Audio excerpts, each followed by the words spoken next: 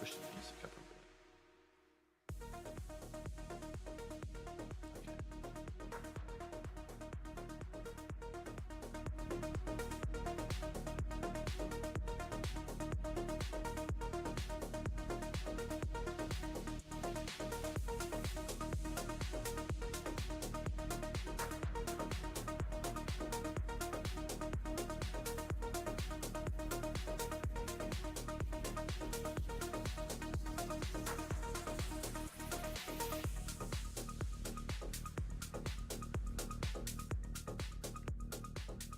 Good morning, good morning. We are live. Good Chantelle, how are you? morning. I'm good. How are you going there, Doug? I'm doing good. It's been a strange Saturday so far. It's been a little different, and Yeah, and we're both on at the same time, we and are. at a different time Yep. than when I normally stream. It's a little later. It's 9 a.m. Eastern. You know what that means, don't you? That means Nick's not streaming because otherwise we wouldn't be here. That's it. That's it. How is everyone in the chat today? I hope everyone's having a great Saturday so far. If you've woken up early for the show, if you're waking up early for my show, a little bit later, hopefully you saw the schedule. And we're here to fill in the next couple of hours. Nick is not streaming today. I don't know if he's posted on his channel. I Yeah, haven't it checked. was on Twitter. I didn't actually check his community tab. Posted many hours ago on Twitter while most of the you guys in the US are asleep. So we're here to fill the time. There is another live stream coming up later today, which we'll talk about a little bit later. But we're here to talk about YouTube. If you've got any questions or anything like that, you can ask those questions, whether it's YouTube questions, stuff about live streaming, stuff generally about content creation. Put it in the chat, put a Q in front of it so we can see it and address it. Of course, feel free to have the conversations between other people in the chat, because that just happens anyway. You could be watching here on my channel, or you could be over on Chantelle's channel. We're live on both, so you could be in one chat or the other chat. Some of you are probably in both. So yeah, I'm looking here and I'm seeing that there's a couple of people in both. Yeah. Yeah, I'm sure that happens. I can see a bunch of people, all the usual suspects and more. I'm just looking at my chat in the YouTube feed right now. Maybe we should do a few shout outs while we rolling in. Yeah. Who are you seeing in the chat? Okay. I just remember, because I'm like, are you going to bring the comments up? Then I remembered our conversation. I'm in charge of the comments. I swear I won't touch the comments today. Monique's here in the chat. She's already having a hangout. There's a live on YouTube and Twix, but there's also live on YouTube. This is the same person on two accounts. Is that right? Talking multiple accounts. Yes. Multiple accounts. SMA Sky has hit in. I was here earlier, but didn't say hi yet. Took the pup out for a walk. God, I bet your pup was happy. Actually, I do have a question in the chat. If you're listening, can you let us know, are our mics relatively the same levels? Hello. We don't know the answer to that. So that would be great if you could let us know if one of us needs to bump up or push down. That'd be great. Us plus Dad is in the chat as well. Is that good morning? I need some coffee. We live streamed late, and then Roberto streamed even later. He did. Roberto's been having a big week of the streams, hasn't he? Yeah, and now it's going to be a big month. We've hit August because he's doing like a piece of content every day, whether that's a live stream or a pre-recorded video. So be on the lookout for regular content in the month of August from Roberto Blake. He's in a busy month. Well, Us Plus Dad has said that Doug is a bit lower, and Life on Twix says that we're okay. So I'm not sure. I'm not sure which one. I'll check a few things while you go through the chat. Yeah, that's all right. Kevin Hawthorne from Lakeland, Florida is here. Great to see you, Kevin. Let's have Frankie over 50s joined us from Perth. It's a much nicer time from Perth than it is in Brisbane. The Creator Classroom, the Triple D. What's the Triple D stand for? Like, double Doug Dare. Double Doug Dare, of course. Double Doug Dare. I think of Double Doug as one word. Gosh. Monique, I think I said hello already. I can't remember. Anfield Road layout in the loft is here. Great to see you. Great to see you. SMA Sky. Shark Scrapper is in the house. Good evening, Doug and Chantelle. Hello, Shark Scrapper. Hello. So on I can YouTube, move it's that. possible to be in two places at once. Yes, it is. And Yes. and I think more than two. I don't think we're limited to two. We just happen to be on two. And we can move around too. We can move around. Doug's playing. SMA Sky is getting ready to make some pancakes. So bacon, pancakes, and eggs outside on the griddle. I've got I've got an apron that says, "Don't worry, I could do this. I watched a YouTube video." Oh, that's gold. That's gold. Dimmy Hard has made it. That is awesome. Great to see you, Dimmy. Thanks for jumping in.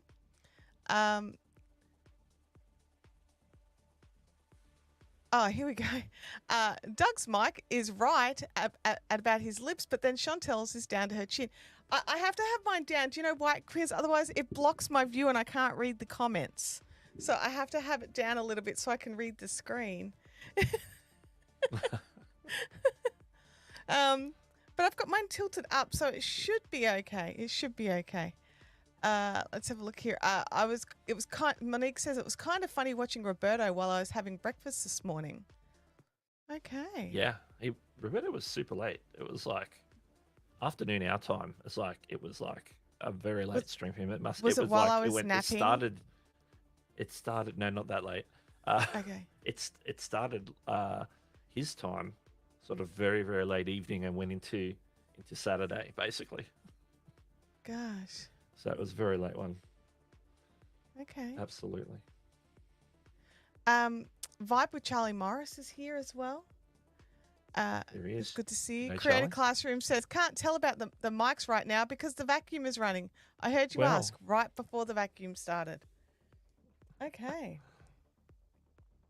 That's funny. And that's it. We've hit the bottom. We're here. We've said hello to everybody who has said hello to us. So if you haven't said hello, then make sure you jump in and say hi. We've got both chats are open, both chats are live. If you want to chat on my chat, you can. If you want to chat in Doug's chat, you can. We've got some great people in both. We've got some That's right. same names in both, and some of them. It's kind of funny to see. So I very much appreciate those of you watching from my chat, helping me grind through those watch hours. Because I'm going to be honest, Yeah. I'm not the biggest fan of this cross multi-streaming thing. I think it divides the audience personally, but Yeah, I it's- also it's- can't not right now. So Yeah. Well, we're gonna. Yeah, we want to get those watch outs for you, and you don't need that many more subscribers to get that 500 that you need for no, fan I think funding. it's Then like you can 30 odd earn to get stuff. to that fan funding level. I'll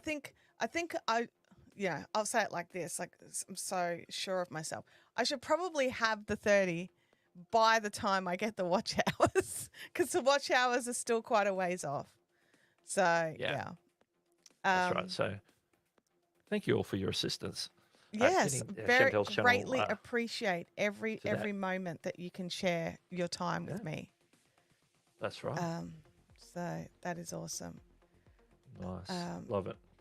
Love yeah. it. Well, yeah. If people got questions, make sure you drop them in the chat with a Q. It could be any type of question that you come to your mind. I guess you could say. We're talking YouTube. We're talking content creation, live streaming, all of the above and more. And some of the news this week. I think the video that I put out not even 24 hours ago, in regards to the update to appealing suspensions for YouTube Partner Program. If you've got questions about that, we can talk about that. A couple of other things. Very, very slow YouTube related news week this week. Just a couple of things. So we'll probably touch on those as they come up along the way. And sometimes things come up that we never think that are going to come up. Like the last time we streamed together, we talked. We had some people come into chat who are mods for a particular channel, and that channel had just been removed from the YouTube Partner Program for reused content, and we actually helped them, give Was them that the some last time advice. we streamed together? I think that was the last stream we did Gosh, together. that was a It while was a ago couple. It now. was a few months ago. Yeah. Yeah. And we were here because we're in this slot. Nick wasn't streaming, and we're in this time slot. We were streaming for a few hours, and we talked to Greg, who was one of the mods, and there was a few other people, and then later on, I think even Sal from that channel dropped in, who's the guy that owns a channel there, a channel called Cali Planes, who does like plane spotting in California, San Francisco, and Los Angeles mostly, and we managed to give him some advice to get him in the right direction, and then within, I think by Sunday evening or Monday morning, they were remonetized, Yeah. back in the YouTube Partner Program. Their fans were his fans were so disappointed at the time because they had no way to support him on platform. That is, they couldn't send super chats. They couldn't continue on with their memberships and things like that because of the removal from the YouTube Partner Program. But we actually managed to get that sorted with YouTube fairly quickly, and got back up, and they've been going pretty strong ever since. I jump in his chat when I can, say hi to Sal. He's always very appreciative. He might even pop in during this stream today because he did ask me, what time are you streaming? I always miss you because you're on so early, but we're on a bit later today, so we are more on a little later opportunity to catch, and because Sal tells me he has a pressing question, so I'm looking forward to that, whatever that question may be. Whatever the question could be. We do have a question here from Dimmy Hard. He's asking, Excellent. regarding the watch hours, does live stream views count, or is it only long form? Yeah, live do, stream views 100%. count. As long as your live stream is public, the views count. So, and then keep mind you, keep the stream available for replay afterwards. Yes, and definitely. and It has to be left because on it keeps public. that public. Yeah. Otherwise, those watch hours fall back into like unlisted or whatever. But if you keep them public, because it's looking at public watch time. So yeah, whether it can be watch time on VODs, live streams, podcasts, but not shorts. Yeah. Let's have a look here. And even when we say not shorts, you know, there's provisos there. There is Mostly provisos not on the shorts. If the short is viewed in the short shelf or the the short section of the app, that doesn't count. But if they go to your channel homepage and watch from a view page, then those mere seconds do get to count. So it's like, you know, is it worth like the differential? I don't know. Florida Manufactured Home Living is asking, what are your thoughts on mixing promotional videos with educational content on a channel? Promotional, okay. So like if it was like a business related channel, so we've got a mix of, hey, I'm educating people about manufactured homes, for example, but at the same time, I'm also posting something to promote, whether it's promoting your own business or promoting, I guess, some sort of third-party provider of manufactured homes or something like that, or some sort of goods or service. That's an interesting thought. I think it can be done. Yeah. As long, I think it becomes like an audience expectation thing. If the audience expects that they're going to get like two facets of the content, now they're all on the same. If they're all covering the same like topics, you know, it's all under that umbrella of, say, manufactured homes. You know, I think you've got a bit of leeway there to do the two types. It's like having buckets on your channel, like I'll talk a bit about live streaming, I'll talk about moderation, I'll talk about YouTube news, and they're all facets of the same, under the same bigger umbrella. But sometimes I'm going to be, you know, I've done a couple. I haven't done a lot, but I could do like a sponsored video where I might focus on something that relates to what the sponsor is. Say say it's Opus Clip, for example. I could talk about how to, whilst the whole video isn't about Opus Clip, I'm going to sort of mention Opus Clip as a tool and point people to like an affiliate link during that, and do maybe a 30-second spot within the video where I'm talking more widely about repurposing content. So that's like a thing. But then there's strictly, as what I think you might be talking about as well, is strictly promotional content, which is like I'm promoting the whole video is just purely promotional or an advertising. infomercial sort of thing, like as in, Yeah. come and buy my book. I think it can work if it's under the same topic umbrella that your channel's set up for. I think it can work, as long as the audience is favourable. I don't think it'll be a problem. I think it's going to come down to testing, which testing. It's like the answer that nobody wants to hear. Like that, it depends. So, but I do think that as long as what you're promoting is a good fit for your existing audience, and you're not trying to promote something that's a bit left field, like, so you're a manufactured home living, I probably wouldn't do a promotional video on a piece of software that, even though you use it every single day for your business, your particular audience are looking to move to Florida and looking in, here we go. In my case, I'm promoting a workshop that then promotes my course on finding community.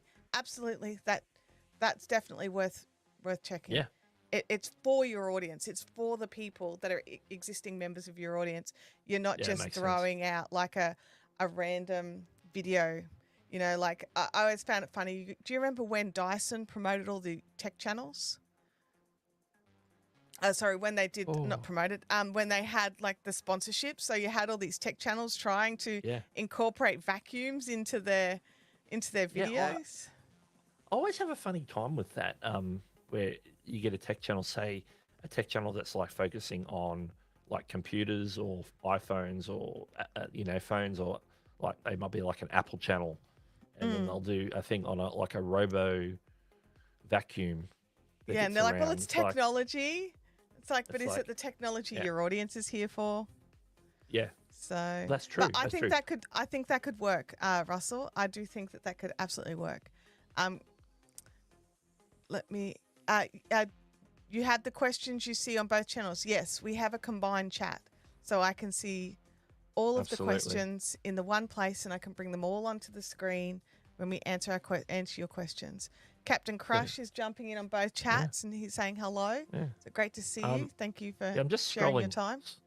Scrolling through, just seeing who else is in the chat while we're here. Did we say hi to? I see Amazing Yacht Destinations. I can't remember if we said hi. I just saw a girl in a passport. Girl in a passport, yes. I'm just scrolling through. Calvin, the Unfindable, is here. I thought maybe I read Calvin's in my brain and then didn't say it out loud. So sorry, Calvin. I do that with emails as too. I thought I replied to that. Maybe I didn't. But I am also glad that you managed to find us while we were live. Absolutely. So keep the questions coming. Make sure you Doug, share this out as well. Let people know that, hey, Nick's not on, but Doug and Chantelle are here. Yeah, we're here. We are definitely here. We are not fake. We are not AI. We are real. So Doug, it's August. It's the beginning of August. Yes, it is. And we're off on an adventure at the end of August. Did we want to talk a little bit about that while we wait for some questions? Okay, yeah, we can talk about that. It's a little sort of conference that I don't know if many people have heard about it. It's happening early September. It's just a small conference. Just a small conference of a few thousand people. Just a couple. Just a handful. So yeah, we're both going to VidSummit this year. We are both going to VidSummit. I went last year. And you've been wanting to go for a long time. I've been hanging to go. I've been hanging to go for so many years, and not been able to do it because coming from Australia, it is a big push. It's expensive, and it's also it's not just the cost, like the actual moolah spenderoos. It's also the time. Like I was having a chat last night. With someone who was thinking about going, but he was like, it's such a long way from Canada. And I'm like, oh, poor you. And I sort of sat down and did the math, and it's going to be. I've luckily got a pretty direct flight. It's not fully direct. I do have one stopover, so I'm flying from Brisbane to Sydney and then Sydney direct to Dallas. So they've got the long leg in one. But I worked out that I've probably got something like, I think it was about 18 hours in the air and about 3 or 4 hours of layover time between the two flights. So Yeah, that's not too bad. That's yeah, yeah. yeah, You're basically doing the pattern that I did last year to get there. That's the way I went. I'm going a little bit. My trip's a little bit longer because yeah, I have 2 stops instead of 1 stop. So, yeah. but yeah, but yeah, it should be good. I'm looking forward to getting there, getting over the jet lag, and then getting into VidSummit starts on the Tuesday with the Regos and the welcome party, and then Wednesday morning first thing we're into the sessions. Yeah, For and the it's next 2 bright and days, early Wednesday, starts as Thursday. well. It's 8 o'clock Yeah. starts. Yeah, some of the sessions are 8. Sometimes you, depending on who they are, you might just skip those and go start at 9 because that's when like the keynotes start at 9 o'clock. Yeah. In the main hall, so that's always fun. But yeah, it's going to be good. I sort of know what to expect because I was there last year, same venue. Yeah. For you, it's going to be all new experience, meeting a whole bunch of new people. You always meet a bunch of new people every year. There's always new people there. It's going to be good. It's going to be good. Going to see the full complement. Like there's people who didn't go last year that are going this year. People who were there last year will be there still, which is great that they're coming back. Is anybody in particular you're looking forward to meeting in the flesh, in the first person? Funnily enough, Daryl Eves. I hope I get to meet with him. That would be pretty cool. And then Roberto Blake is someone that I've chatted to off and on for years, and like we've even had like phone calls and just stuff. But I've never had the opportunity to meet him. Now, normally I would have said like Nick and Dee and Andrew Cam, but I've actually met all of them before. So not that I don't want to meet up with them again, for sure. Like it wouldn't feel right if they're there and I don't get to meet up with them. But I have been lucky enough to meet them in real life before.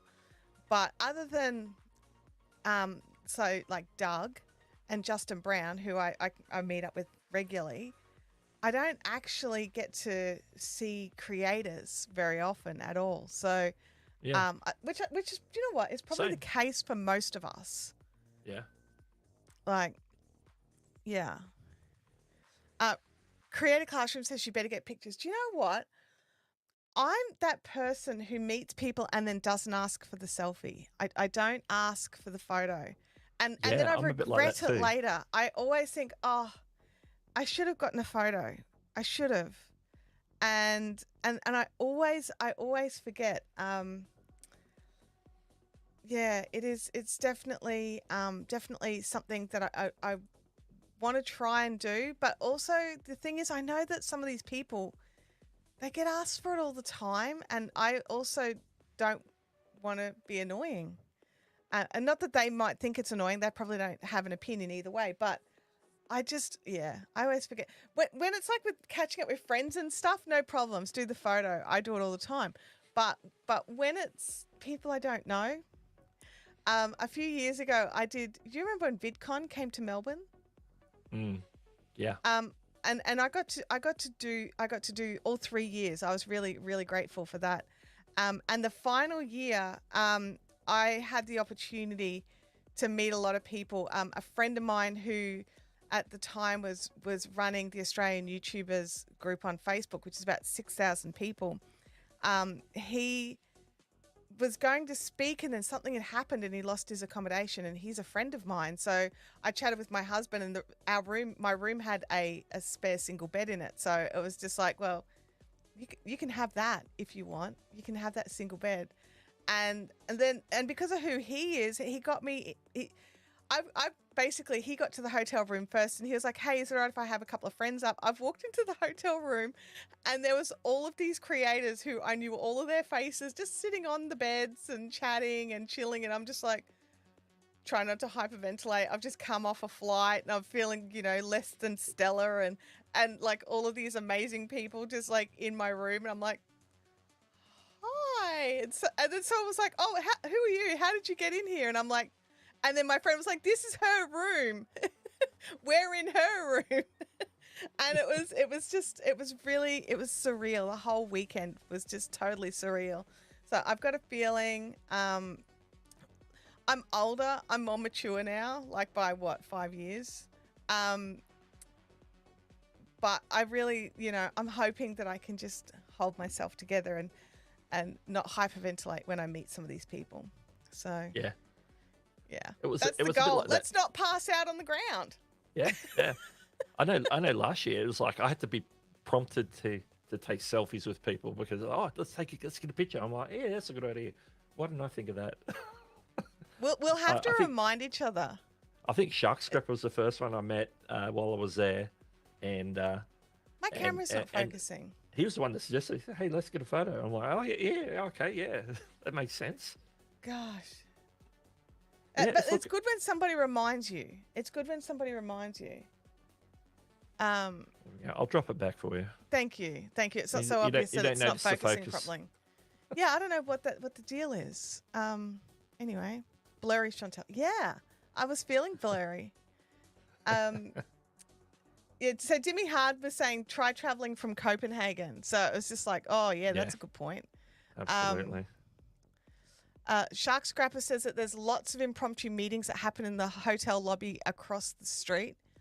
Yes. Yeah, I can imagine that. When I was at VidCon, I was staying at the hotel that all of the guests and speakers stayed at.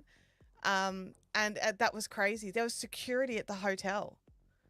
And you had to like prove that you were staying in the hotel to be allowed into even the foyer. And I was just like, how do you prove it if you're coming to check in? Like you don't have a key card for the hotel. So, but yeah, it was still weird. Yes, it's still live. Legal Minded Friends with Karen. Karen Cole, welcome to the stream, by the way. Also coming in, live stream consultants is in the house. Welcome. Great to see you. Jerry Papandreou says, get the photo. I regret not asking for a few people last year. And Creative Classroom saying, just ask. If they don't want to, they'll say no. Yeah. No, I think anybody I ran into last year, I don't think anybody wouldn't be down for it unless they were like, hey, I'm in a hurry to get over there to be in a session or whatever. If you're passing someone in the hall, generally it's like, hey, and you either stop and have a chat, or if you're passing real quick, you might like plan to catch up later, or you might just get a quick photo and carry on your way. But usually the chats are involved.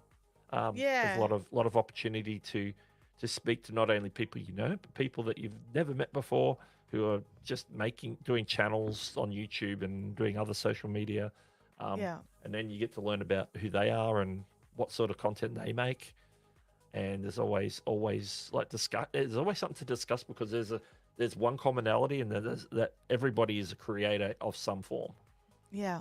And I think that's something that I especially like about VidSummit versus something like VidCon. VidCon is still a great event, like don't get me wrong, but it's definitely fan-centric. So even though I had an industry pass at VidCon, I still felt like it was a lot about, being fans of the content. And a lot of the people that were there were fans of the speakers and the panels. And that's not a bad thing. It's just different. Whereas with VidSummit, it is more of that. It's a summit. It's a combination of people in the same industry. So, it's all creators at varying levels in various niches, working together for a common goal, which is to learn and understand the platform that we're all working on. or platforms, because it's not even YouTube centric; it's just creator centric. So, Yeah, yeah, absolutely. there's a lot. There's a lot to take in. Now, I will have like I was chatting with the person I report to for while I'm working at VidSummit, and I will have time to. I double checked. I was just like, am I going to be like in this spot the whole time and not able to leave? And they're like, no. You'll be able to go and watch a couple of the panels. You'll be able to go and catch up with people here and there. But, I do have a job to do while I'm there. So I won't be around as much, which I understand and I'm okay with, really. But there's also after hours. So there's plenty of after hours. Yeah, definitely.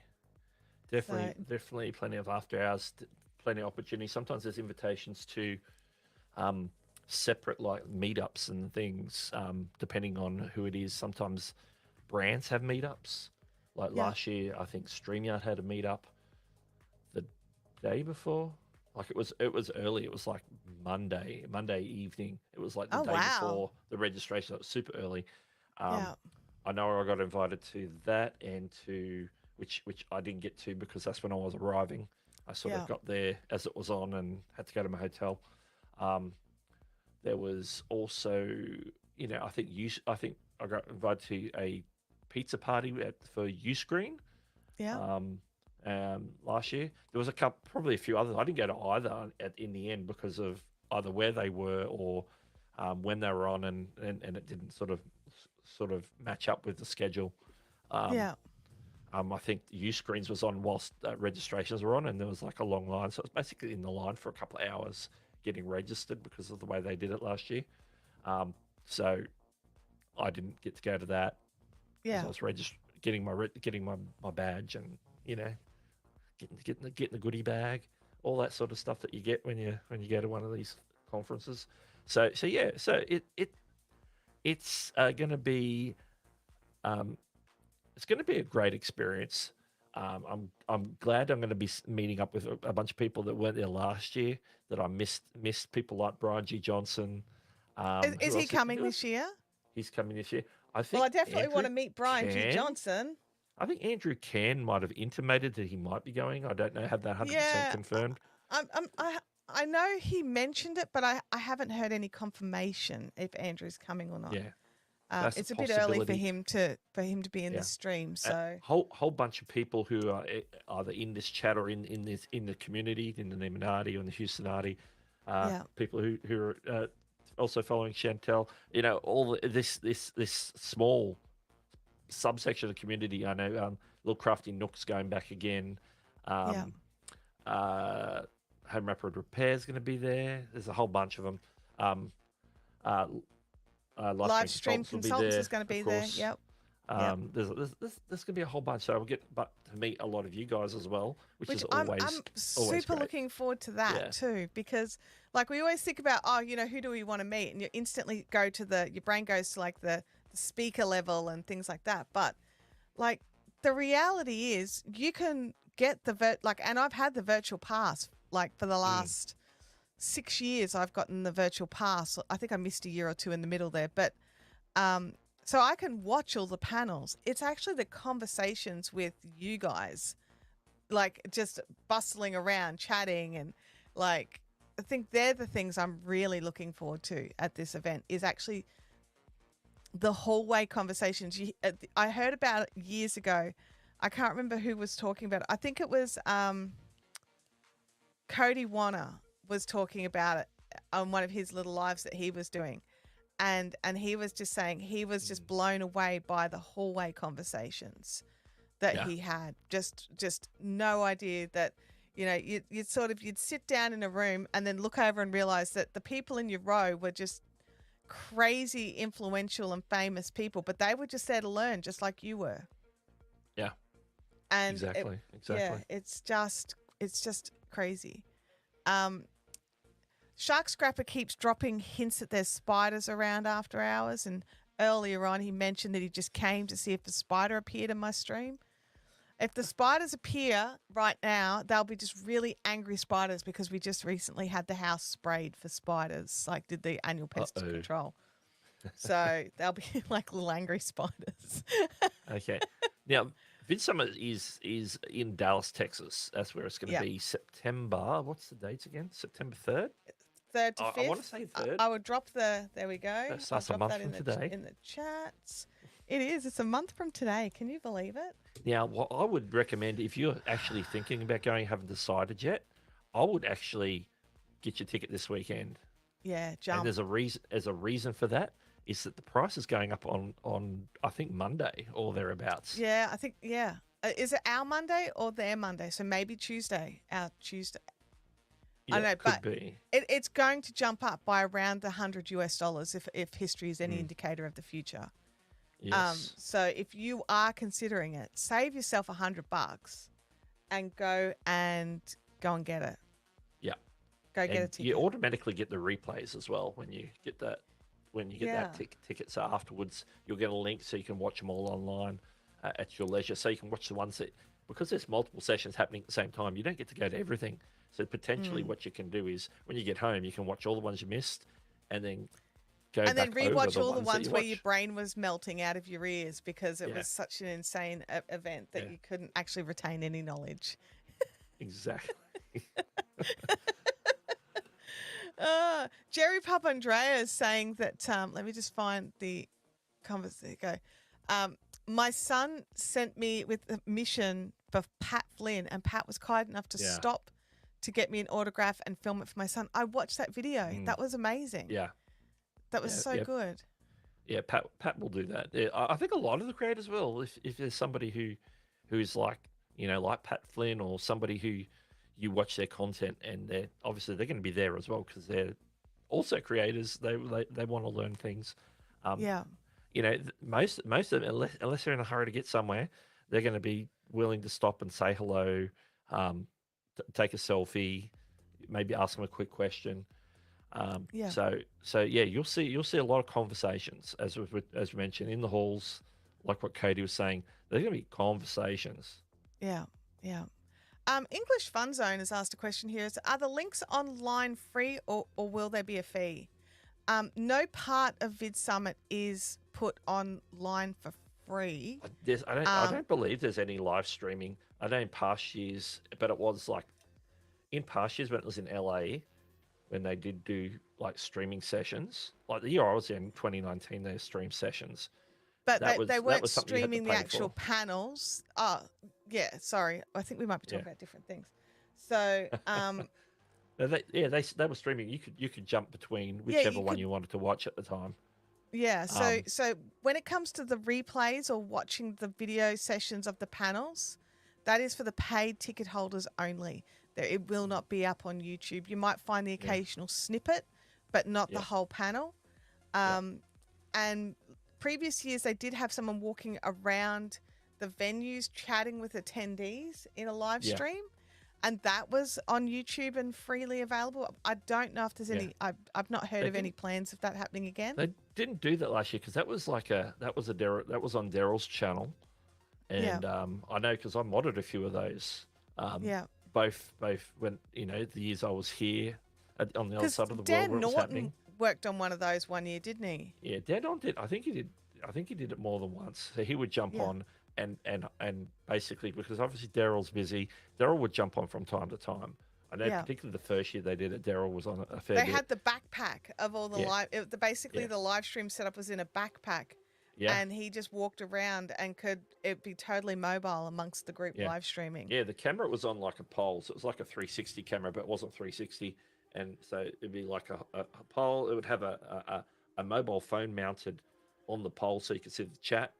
Yeah. And then the backpack would be doing the broadcasting. So it'd be like a what was the company that did that? The ones with the backpacks. They did a bonded cellular thing. There was a live. Oh, I know the one you mean, but I can't think of the name of it. It's live something, I think. But that would go out to, however it's programmed to the YouTube channel. And so it was going to Daryl's channel. I know that what they'd do is sometimes they'd organise to hand it around. So then, for a while, you might get someone like, they might hand it off to, say, D. Nimmin would come and sit and have a chat.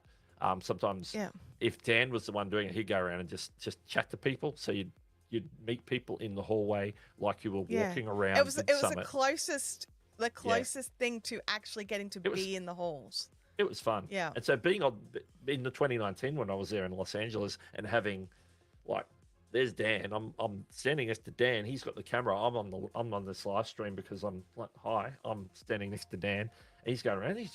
And he'll chat to anybody. He's not just looking for the speakers to Yeah. talk to. He's just chatting to anybody who happens to be in the hallway that maybe wants to share something. Sometimes they'll ask him questions about what their channel is, whatever. Sometimes they'll just be like talking about one particular topic of conversation that's currently happening, and we'd sit there, and sometimes it'd just be a bunch of people just sitting in a circle of chairs and just shoot the breeze on the live stream. It's like, yeah, crazy, but it was fun. It was fun. Yeah, I do hope they bring that back.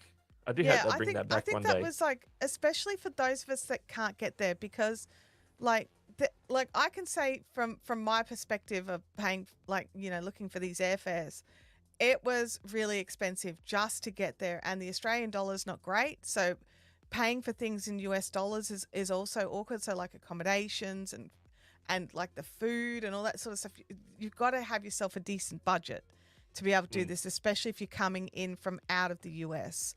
Absolutely. But it's one of these things that if you can do it, you should.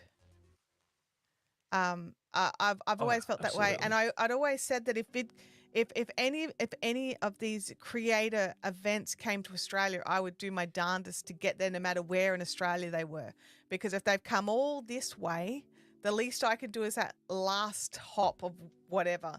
And so when VidCon came down to Melbourne, I was just like, well, I've got to eat my own hat here and get on a plane to Melbourne, and I loved it. I thought it was wonderful. I was terrified. I'd never met creators before that one, so it was scary. I went by myself, and so with no real I didn't know any creators. I was chatting with Chopper. Do you know Chopper, Doug? Chopper does cakes, doesn't he? Yeah, Cakes by Chopper. He's been off for a little bit. He's focusing on his day job at the moment, but But I was chatting with him, and he was just like, okay, when you get here, find me. I'll introduce you to people, and so it was really good. It was really good. So yes, I'm just having a little look here in the chat. Making sure I'm not missing anything. Yeah, Shark Scrapper. As far as I'm aware, that's not an option when you're buying the tickets this year. I think there was a lot of people who had things to say about those lunches. So, yeah. The lunches were conversation apparently. Yeah. They were apparently conversation. Calvin is 100% correct here. He's saying don't forget to hydrate. So yes, both on this stream and also at VidSummit. So I will hydrate right now on this stream, but also VidSummit. So I'm planning on hitting like a grocery store and buying like bottles of water and things like that, so that I don't because that's the other thing. Like I don't want to get sick while I'm there, so I've got to find things to make it so that doesn't happen. Absolutely. So I shared the screen just to show you the VidSummit website. So you can see there's Mr. Beast, Daryl, and Shonduras. They're the co-owners of VidSummit, so they all own a piece of it, so they run it. Particularly Daryl's team and the team at Space Station. They do a lot of organization for it. Who should come? Who should come to VidSummit? It's for video creators, influencers, marketers, agencies, and brands. So yeah, you'll see a sizable amount of brands there, not just having a stand where they can talk to creators, because a lot of them are like creative services, creative products, things like that. But they're also, some of them are just there, they don't have a stand, they're just there to learn and to participate, to understand creators, how they can help creators better. Yeah. So yeah, you'll get people. A lot of these pictures are from past years. Not indicative of who's speaking this year. I think Mark Rober was 2 years ago, if I recall. And then I'll get into the schedule. I'm not going to go through the schedule on here, but yeah, you can find out more here at vidsummit.com. I think we dropped the link's been dropped The a links couple are times in the chat. in the chat. So whichever chat you're in. So if you want to find out more, you'll get to this page. You can also go get your ticket.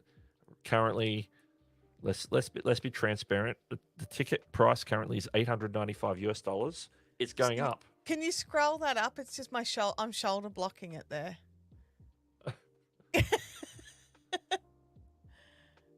Oh, there you go. Yeah, so it's currently $895 US, but it will be going up. Yeah. So that's the early bird price. So that's right. So yeah. So if you're thinking about it, now's the time before it goes up. But let me take that off. But before I say that, before you just if you want to go, before you commit to paying the money, I need to let you know that there's a possibility. I expect Daryl Eves is streaming at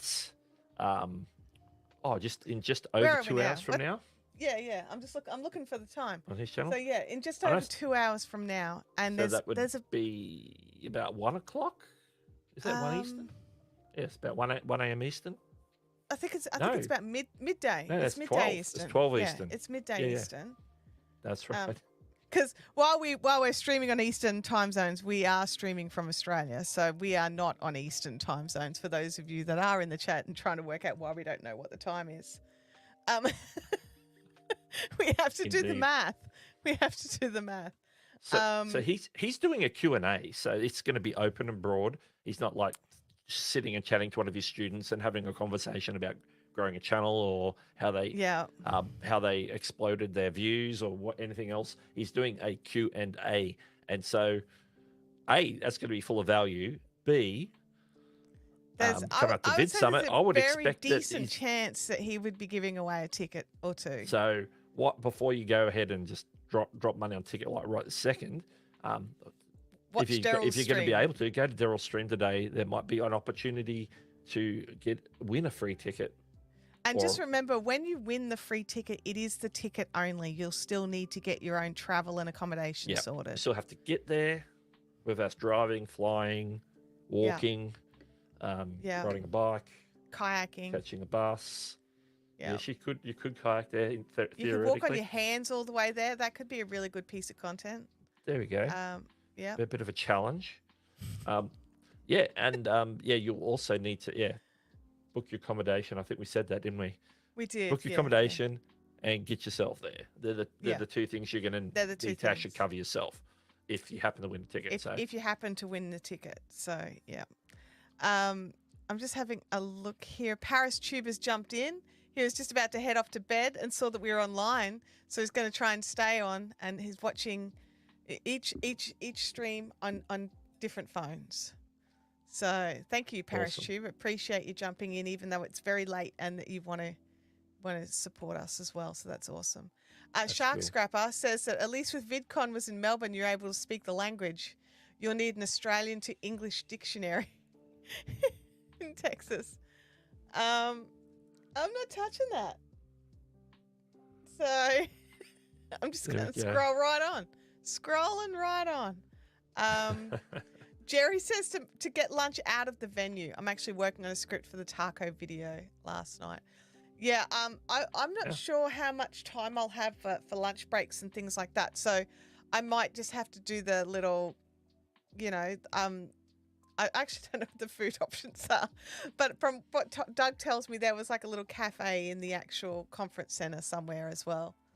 So, or like somewhere I could just buy a sandwich or something. So my tip on that is to go there while the sessions are on, because it's quieter then. I never saw it really like slammed, and I don't know whether it's because a lot of people got the box meals. But because there was a lot of people who bought those. I went in there you go. super.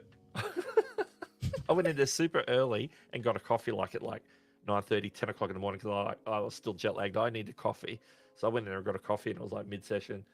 Yeah. There's a few people in there sitting in tables and stuff, and I ran into a few people I knew in there, hung out there a couple of times.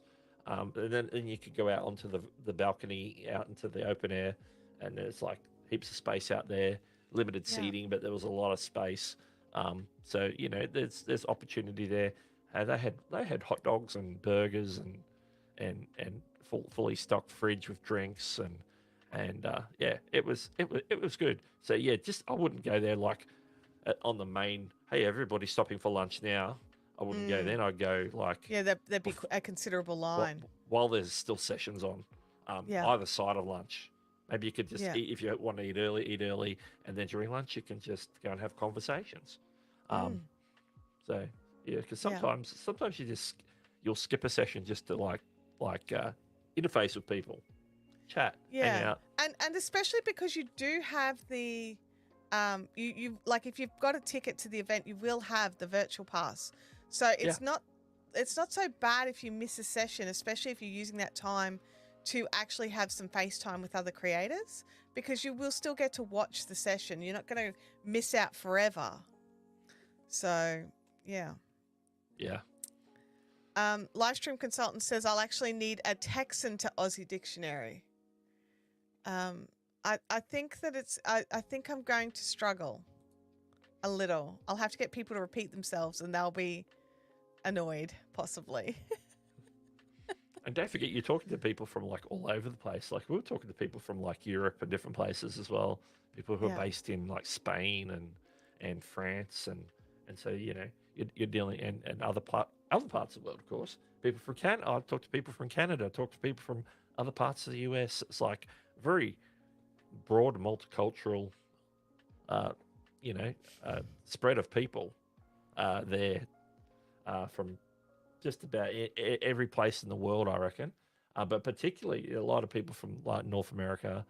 But yeah, plenty of representation from small little countries like Australia. You know what I mean? Yeah, we're so small geographically. Or population wise, Population wise, we're small. Geographically, we're not small. There we go. Creator Classroom says "Jeet yet" means "Did you eat yet?" But that's something like that's very Australian, squishing all the words together. Like that one, I'd probably be okay with. I'd probably, Yeah. I think I'd be all right with that one. Yeah, if we like there a day early and say, yeah, I'm just going down to downtown Dallas to have a Captain Cook. And I'm, huh? And they'll be like, "What? What? We're going to have a look. We're just going to have a Captain look." Cook. Yeah, we do rhyming slang here We in do Australia. rhyming so slang. You Yeah, can usually figure it out if you think about what does it rhyme with? yeah, yeah. Marius Mateo, welcome to the chat. We are having it's not so much one of my usual live streams. We're slipping into Nick Nimmon's stream time and just answering any YouTube questions that you have. We're chatting about VidSummit coming up at the end of the month. Well, I mean, it's coming up at the beginning of September, but we're leaving at the end of the month to get the. I was just thinking when you were talking, Doug, about how you had your jet lag on the Tuesday. You probably won't have the jet lag on the Tuesday this year because you're getting Hopefully there not, just that because little bit earlier. I arrived on the Monday afternoon, Yeah. and obviously registration started Tuesday, so it was the next day. Yeah. This time I'm getting Saturday evening, so I'll have like Sunday and Monday to do nothing if I wanted to. If I need to do nothing, I can You've do got nothing. the option to do nothing. Yeah. Because you know how it is. I actually Jet don't. lag. I Well, I don't. do. I can tell you from experience, This is flying my to the US first is long haul tough. flight. The furthest I've flown is Auckland. That's it, which is 3 hours from Brisbane. Yeah. So Okay, yeah, it's a this fair bit is longer. this is going to test me in so many ways. I'll probably like fall out of the plane sideways and just be like, "Oh my god, the ground still exists." Oh dear. But yeah, no strict topic today, Marias. Probably Monday. It's a Q&A show today. Yeah. Q&A. The Creator Classroom says as long as it's not that $50 sandwich, lol. Yeah, no, that is a pretty solid solid no from me. Legal-minded friends with Karen says, how long is the flight for you? So I worked out that I'll have about 18 hours in the air. So it's 2 flights, about an hour and a half-ish from here to Sydney, and about sort of 16, 17 hours from Brisbane to Dallas. So there's a lot of time in the air that I will have to fill. Hopefully, I keep checking to see if there's someone sitting next to me yet. So far, so good. If you can all keep your fingers crossed.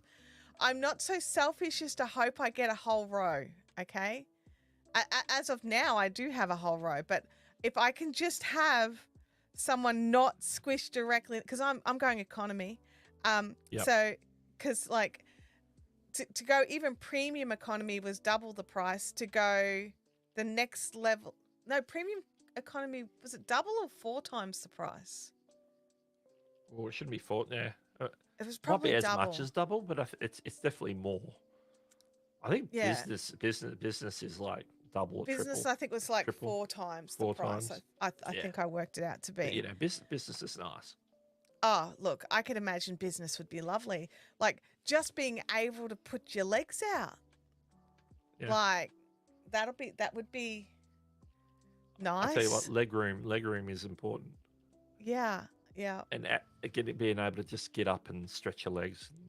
I am on an aisle seat. I like aisle seats. I'm an aisle seat person, so I've gone the aisle seat, and I've gone the old aisle in the middle aisle. You know how, like, because we've got, I think it's a 333 or a 23. Yeah, it's 333 across the plane. I've gone with the 3 in the middle, so that if there is someone next to me, they'll only have to, like, they'll be able to pick who they harass. Get out both sides. So yeah, that's right. So I will be able to, I don't have to, and I don't have to harass anybody. So yeah, nice. Let's have a look here. Karen saying that. My partner went to Australia from England to see his daughter. It was 18 hours. Yeah. Yeah. I didn't have to pay extra for my aisle seat. I was actually, because like. Yeah. I didn't realize paying for seat positions was a thing until our call, Doug, when we were sorting out your flight. Yeah, like I was booking with. I'm on a different airline this year, a different airline to what Chantelle's using, and it was like, it was doing the same sort of going through the process, and there was like a seat configuration. It was like you can pick, and I'm like, why do all the seats here in these sections here have like dollar amounts on them? What's the deal with that? I'm already covering, the flights are covered, so like it's. And this is like outside. Like I thought at first, oh, these are all premium economy or something like that, and then I'm paying extra, or the extra leg room or whatever. And then I realized, no, I'm just paying for the privilege of pre-booking a specific seat, choosing a specific seat. Yeah. I can wait until I check in. If I do it when I check in, then I don't have to pay any extra. But obviously, at that point, it's like whatever's hasn't already been assigned is what I can pick from. Yeah, so, you may be in a middle seat, Doug. You might get a middle seat. I'm going for I prefer an aisle seat like you because I can. The only thing I find about aisle seats, let me just say this before we actually get back to some YouTube topics, of course. So we'll just talk about planes for a long time. When people walk back and forth, and and you might have your arm on the armrest. Yeah, and you're sort of leaning off to one. Because I'm not sure if you've noticed, but even when I'm on streams, I lean off to one side. So yeah. So that's the thing. And they do bump you. Yeah, that's the truth. Or when the trolley comes through with the flight attendants, you've kind of got to pull yourself in and be like, "Yep, all right, cool, all right, get comfy again." Yeah, so feel free, please, to drop your YouTube or VidSummit questions in the chat. Doug's been to VidSummit before. Yeah. I've not. I am a VidSummit noob. I am a going to America noob, and I am also a long haul flight noob. So I've got the noob trifecta going on for this particular Yes. trip. So yeah, it'll be very interesting just to see how I go. I'm very lucky. I am arriving on the Saturday as well. Sort of in the afternoon on the Saturday. So I will also have some time to get through jet lag, hopefully. But yeah, someone was who was in the chat saying I should sleep as much as I can. Where was that? Livestream consultant said sleep as much as you can. I'm very lucky in the fact that even on short flights I doze off. I'm very, very lucky that way. I know some people can't sleep on planes. Yeah, I'm a bit like that. I have planes trouble. and trains, I just doze off straight away.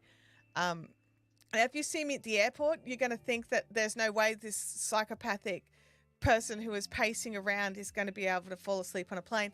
I'm afraid of missing flights. So I'm that person who gets to the airport way earlier than I need to be because I am scared of missing the flight. Once I sit in my seat, I just relax. I'm like, oh, I can't miss it now. I'm on it. And so I relax, and it's probably all that pre-flight nervous energy that makes it so I can sleep. So, Cool. Let's have a look here.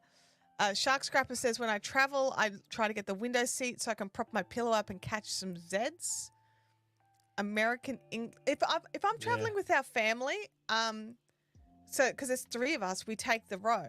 So yeah, I will take a window if no one else wants the window then. But when it's me by myself and I'm surrounded by strangers, I want that aisle row. I want to be able to get in and out without harassing somebody I don't know. Yeah. Let's see. American English with Brent says, I like the window for filming. It's just a pain for the bathroom situation. Yeah. American English with Brent is jealous. I'm sorry. I'm sorry. I know those feels so well. Legal Minded Francis Karen says, I cannot sleep on planes. My longest flight has been England to South Africa and England to California. Oh, I don't know how you do it without sleeping. That's long. We have a YouTube question here. Oh, you started. Yes. Look at that. Oh, you've actually started a few and I've missed them. There's a couple of starred ones we should get. We'll circle back and do those first when. Yeah. I'll get to the first one there. Sorry, Calvin the Unfindable. I didn't realize they were there. So Vibe with Charlie Morris says, a company reached out to me and offered me an affiliate program and commission. Should I accept it? Yeah, that's a very broad question. I think, yeah, what you would want to do first is read what the terms are, because I'll either get you to sign up online or, oh, I see, I'm solo. They'll get you to sign up online, or they'll maybe email you a contract, like an affiliate contract. Now, if it's a standard affiliate deal, then it will tell you what the commission is, if it's like a recurring monthly commission, like for like software as a service, or if it's like, hey, if someone buys this, I'm selling a pack of pens. Every time you sell a pack of pens, you're going to get 5% commission. Payable will pay you on the first of every month, or whatever payment terms that they get. You'll have all that to agree to. There'll also be information in the agreement about how you're allowed to and not allowed to promote their product, because they'll have certain rules as to making sure that you're promoting it properly and not spamming people. There can be a whole list. I was looking at the list that Opus Clip have on their affiliate program, and there's a lot of different terms as to what you can and can't do in promoting their service. So be looking out for that and being familiar with that, and making sure you read through the contract carefully. And if anything jumps out as being odd to you, then ask somebody. You can either go back to the brand, say, ask for clarity, or you can ask other creators who may have been involved with doing brand deals and or signing up for affiliate programs. There's a lot of us that have signed up for affiliate programs because a lot of them we do online. Like we're talking Amazon, we're talking for brands that are related to our niche. Like for me, it could be like StreamYard, for example, or as I mentioned, Opus Clip, or I really use a lot of Rode microphone products. So I've recently signed up for the Rode affiliate program. All those companies have those terms. So there's going to be creators who have signed up with all these various companies, and they'll know what the general standard affiliate terms are, so you can run things by them if you have a question. One person I was helping with that on Facebook yesterday had an odd term where the brand wanted to actually approve any videos before they did I it. was And reading that. I'm like, hang on, this is an affiliate program. Yeah, If you don't get brands those. want, yeah, Yeah, if they want that right, then they need to sponsor you. That's not part of an affiliate deal. you get that privilege if you're paying for them, if their brand is paying to make that video. So Yeah, and so things like that. dollars in the bank. Yeah, Brand deal, not an affiliate Yeah. program this based on brand deal, number of sales. and you know Yeah. you get certain amount of revisions on making changes to the video before we agree that it's good to go. Things like that. But None of that's for an affiliate. That's 'cause when all you're an if you've affiliate- got a sponsor. when you're an affiliate, you can often be promoting through like social media. Like I could just post on X, hey, hey, I got this is great mic. This is great pod mic from Rode. It's the Rode.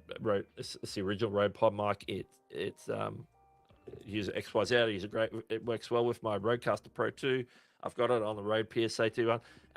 If you're interested in checking it out, here's a link to check out, get more details, and if you want to purchase, it's an affiliate link. I earn a commission if you make a purchase. Make sure you get your affiliate disclaimer on there, depending on what platform it's on. You're promoting things like that in an affiliate program. You're promoting it, or I could be on a live stream here talking about something and say, there's an affiliate link to this pod mic in the description below if you want to check it out, because I could be just doing a live stream about the products I use to make content. And then I could be saying this microphone, this pen that I write on my paper with, it's great for creators. So I could be talking about the thing and I could have them all set up as like an affiliate link through Amazon or directly with the company, whoever it might be.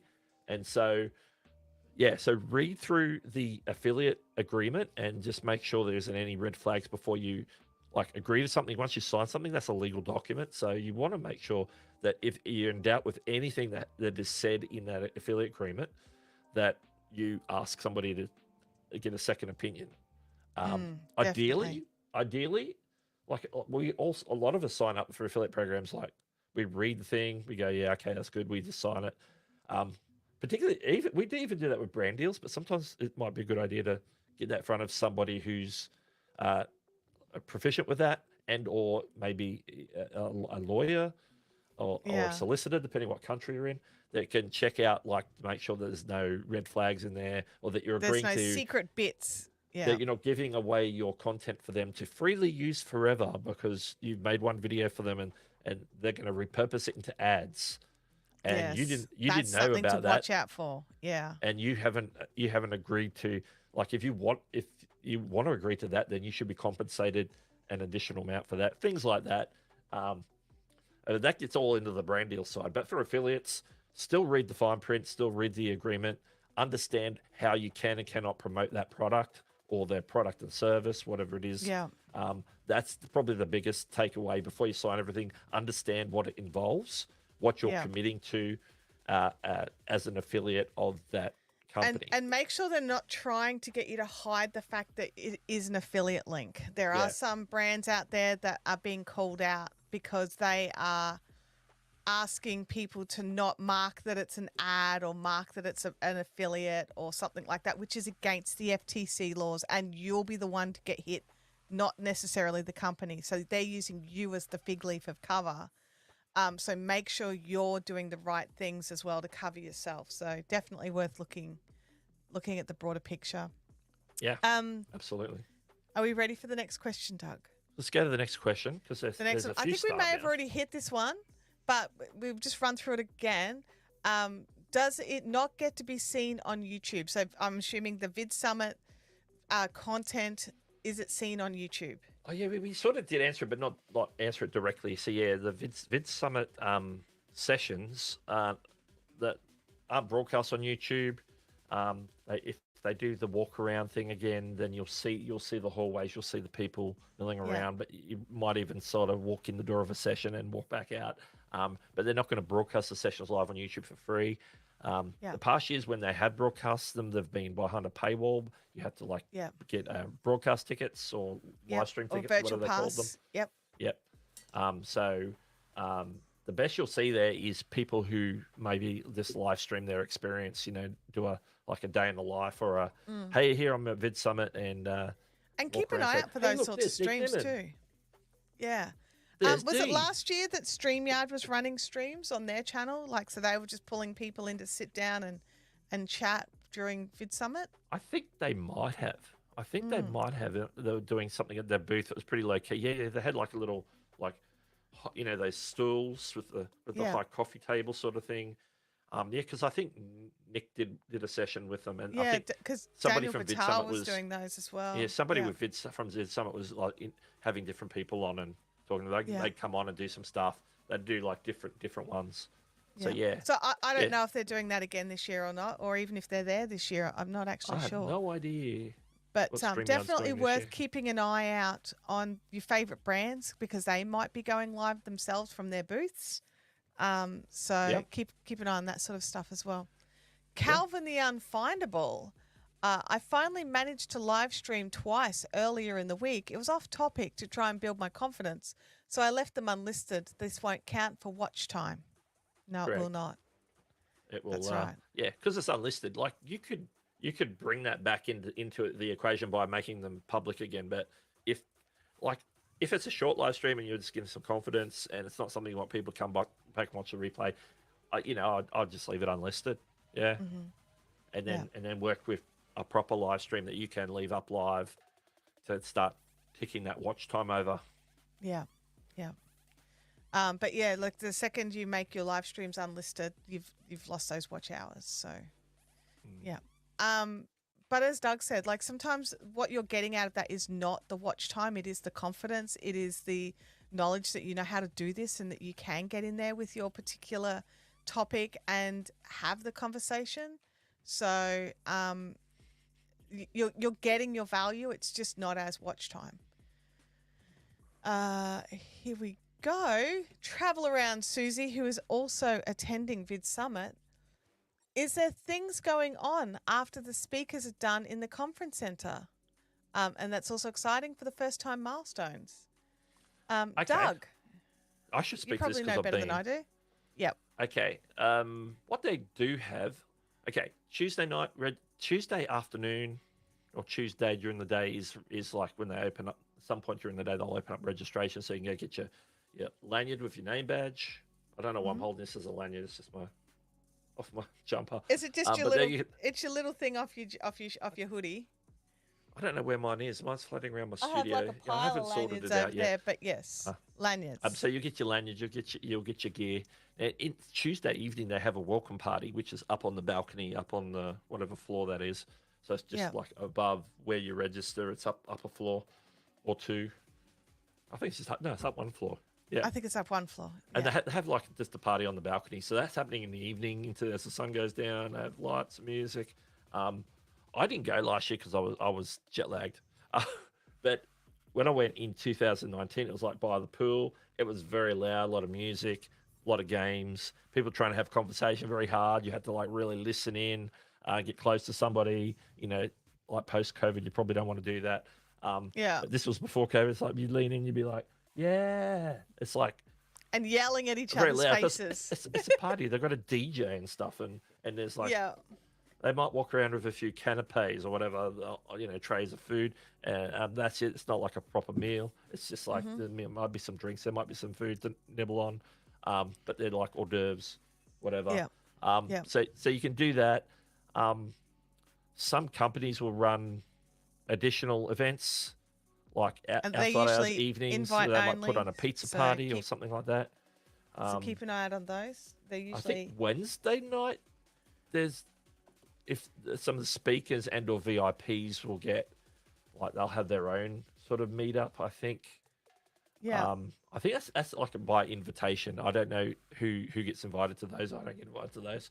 Um, but basically, you meet up with people like you make connections with, maybe people you already know, and then say, "Hey, what are you doing for dinner? Yeah, let's go up the road here and let's sit down and have a meal." And then you just like hang and do that, or you know afterwards maybe go um, hang outside a hotel in the lobby or out on the grass or something and sit down and have a chat.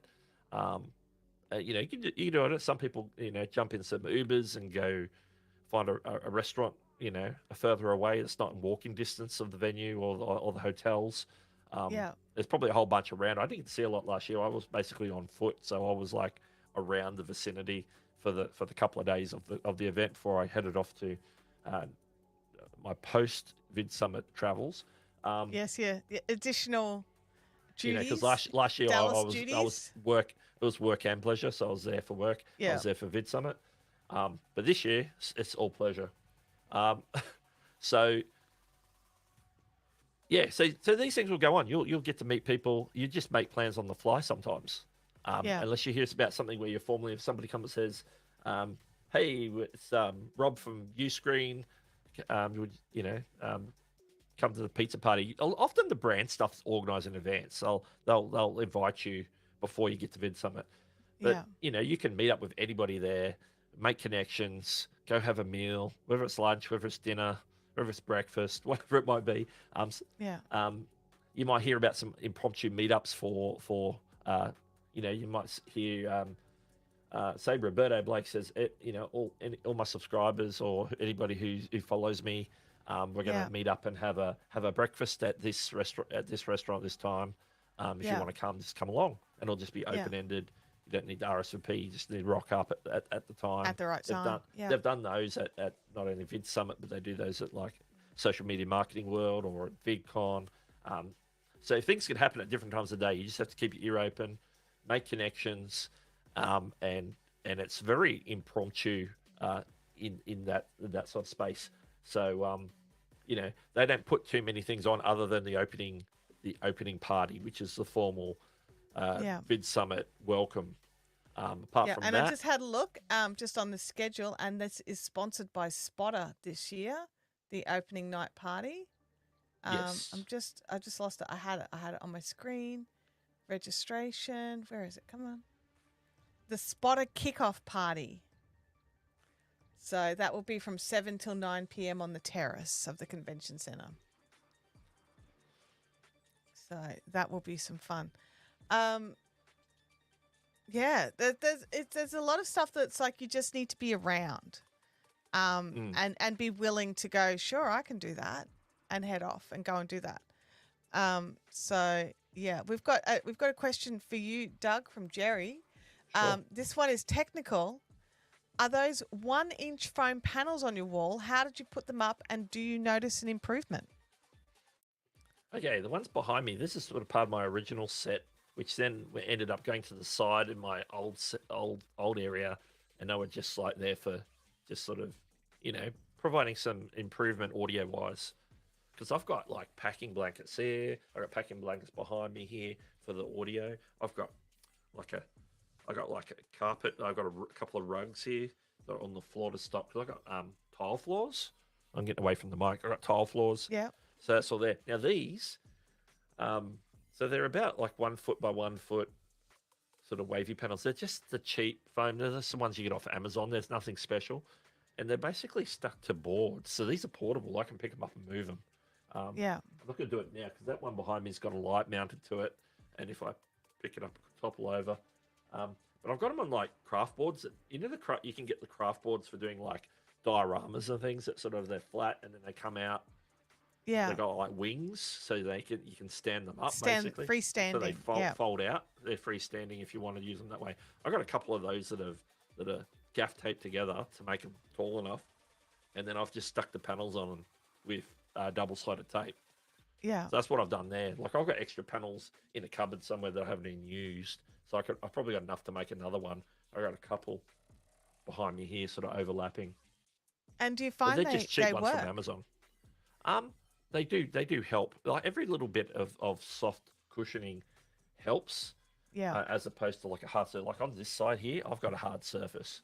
Like Mm. if I had a proper background behind me, these would be out of the way and maybe filling in the hard surface a little bit more on Yeah. the sides, which is what I was using for them before because I had the black Yeah.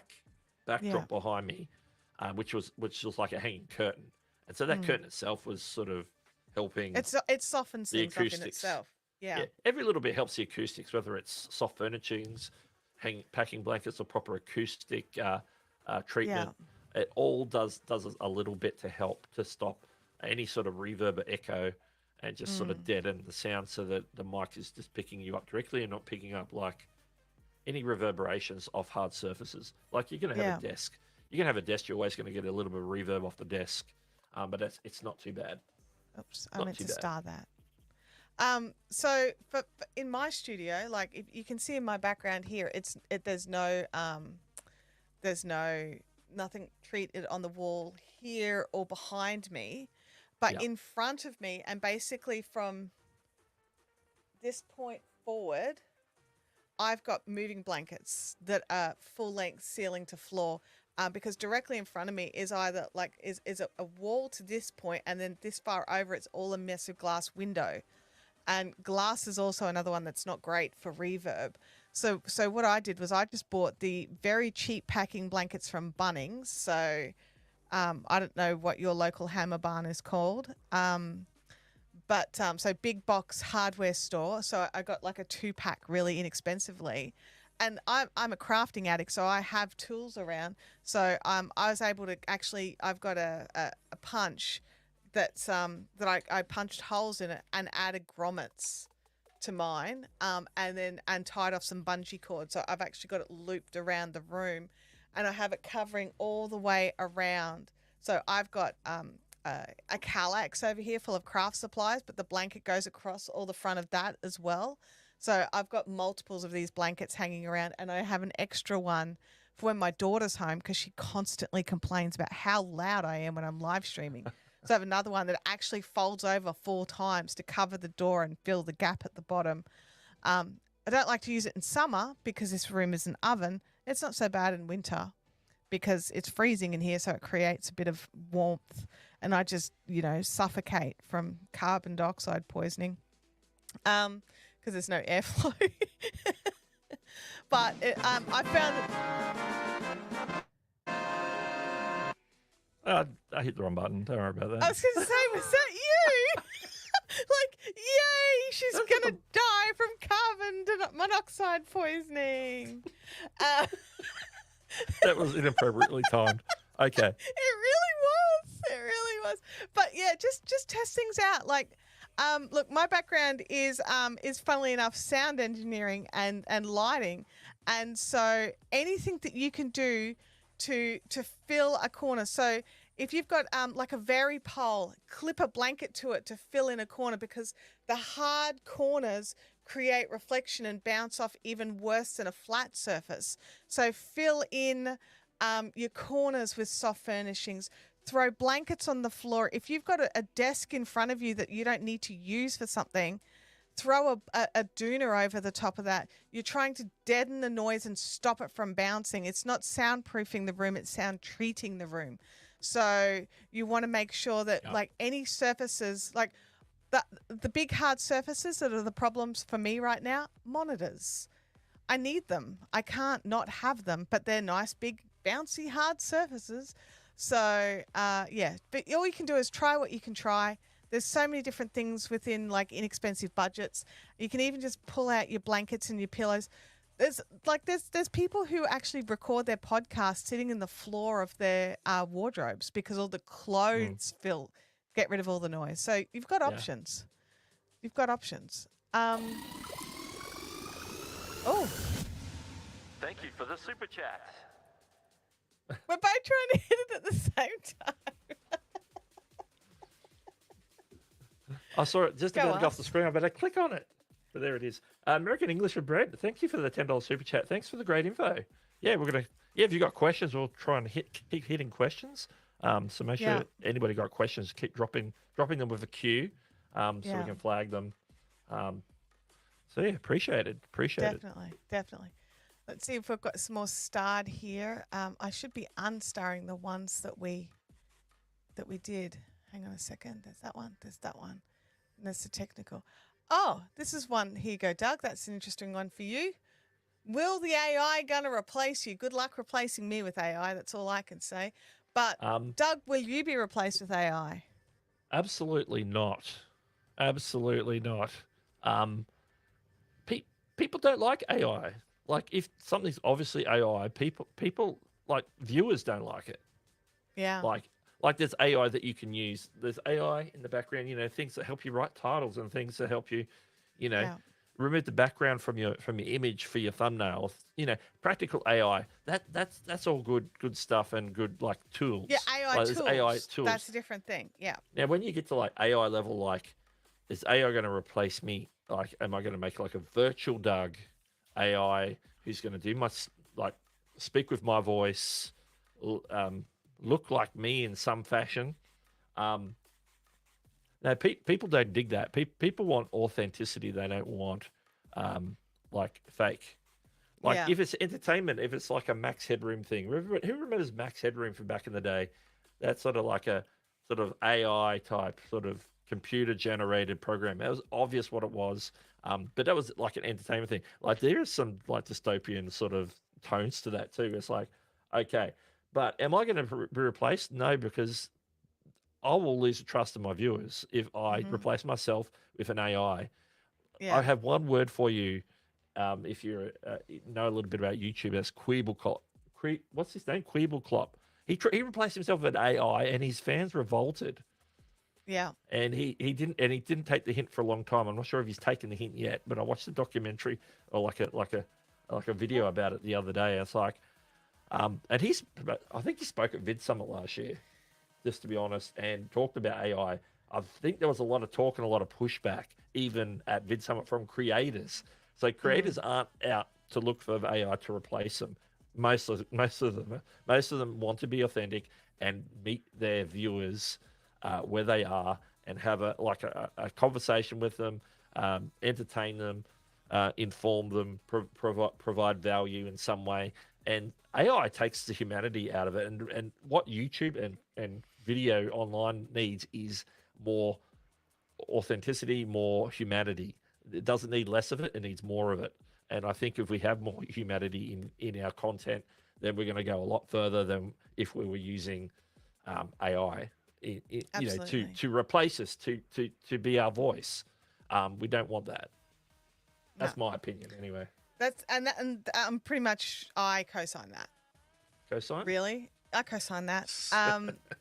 Look, and I'm going to put this from a slightly different perspective. Being a plus-size person on the internet is not always awesome.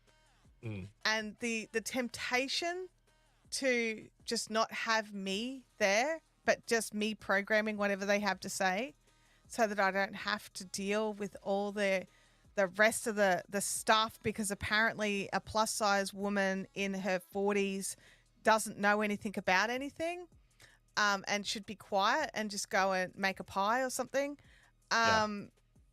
That the temptation is real. The temptation to protect yourself, to step back and let it, some sort of become a VTuber in essence, and just go that way. The temptation is real.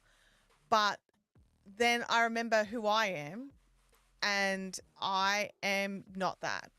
I've never been one to shy away from I am a person who will try to diffuse situations, but if it comes time to fight, then I'll just plant my feet, and get ready as best I can. But there are days where I just think it would be a lot easier to not have my physicality on the internet at all. So yeah, I can see the temptation for some people. I can see that some of the tools are really useful. I utilize some AI tools, but for the most part, I'm a do-it-myself kind of person. So yeah. I don't really know what else to say about that, but yeah, I don't think I'm being replaced by AI anytime soon. Digital Doug. We'll just say co-signed. Co-signed. Co-signed. Yeah. American English with Brent has just hit 37,000 subscribers. Wow, That just is looked through right now. fantastic. Congratulations. Yeah, it was a few minutes ago now, but yeah. About 10 minutes ago. Congratulations. I think we've got something for that. Have you got a thing? Yay! That's awesome. That's so good. Yeah. Congratulations. There's some. I think I may have accidentally starred these, but basically there was some conversation in the chat happening about the $50 sandwich. Now $50 sandwich. That was $50 for 2 sandwiches, wasn't it? Like it was the 2 days worth of food, or was it $50 a day for those boxes? I think they were 25 for each day. Okay, so it was $50 for 2 days worth of food. It's still too expensive for what it was. I'm not gonna. It's. Oh yeah. I just look at that and I think, okay, $50 a day US for your lunch. Convert that into Aussie dollars. Like, no. That would be like $45 for lunch. Like that's in Australia. That would be a really top quality steak for lunch. Yeah. Like with all the trimmings and a drink, $45. Maybe not top quality, but a good like pub or bistro lunch with a well grilled steak, just how you like it, with potato side and all that would $45 would get you that. I say 45 because I'm thinking I converted the 25 to Australian dollars, because our dollar's in the toilet. But yeah, I'd rather spend my money on that. But yeah. And we've also got here that I feel like the live streams like this one and watching Nick and Dee and Roberto is helpful enough. And that's the thing. Oh yeah, a lot of value. Yeah. No, you don't have to go to these events. You just don't have to. But there comes a point in your creator journey where it feels like it's the next thing to do. At least that's for me. That's what it felt like. I wanted to connect with human people and I wanted to get involved and do more that way. And so that's why I'm doing it. So, yeah. I did see something here while I was, here we go. I need to update my channel banner. I'm here because I will not be baking a pie. Thank you very much. No pie baking going on here. I actually can't tell you the last time I baked a pie. I've definitely baked pie before, but I don't remember the last time I baked a legit pie. There you go. It's been a while. Been a while. It's been a while. It's been a while. Like at least 15 years. Too much for my budget? Yeah, I think it was too much for a lot of people's budgets. Yeah, I passed.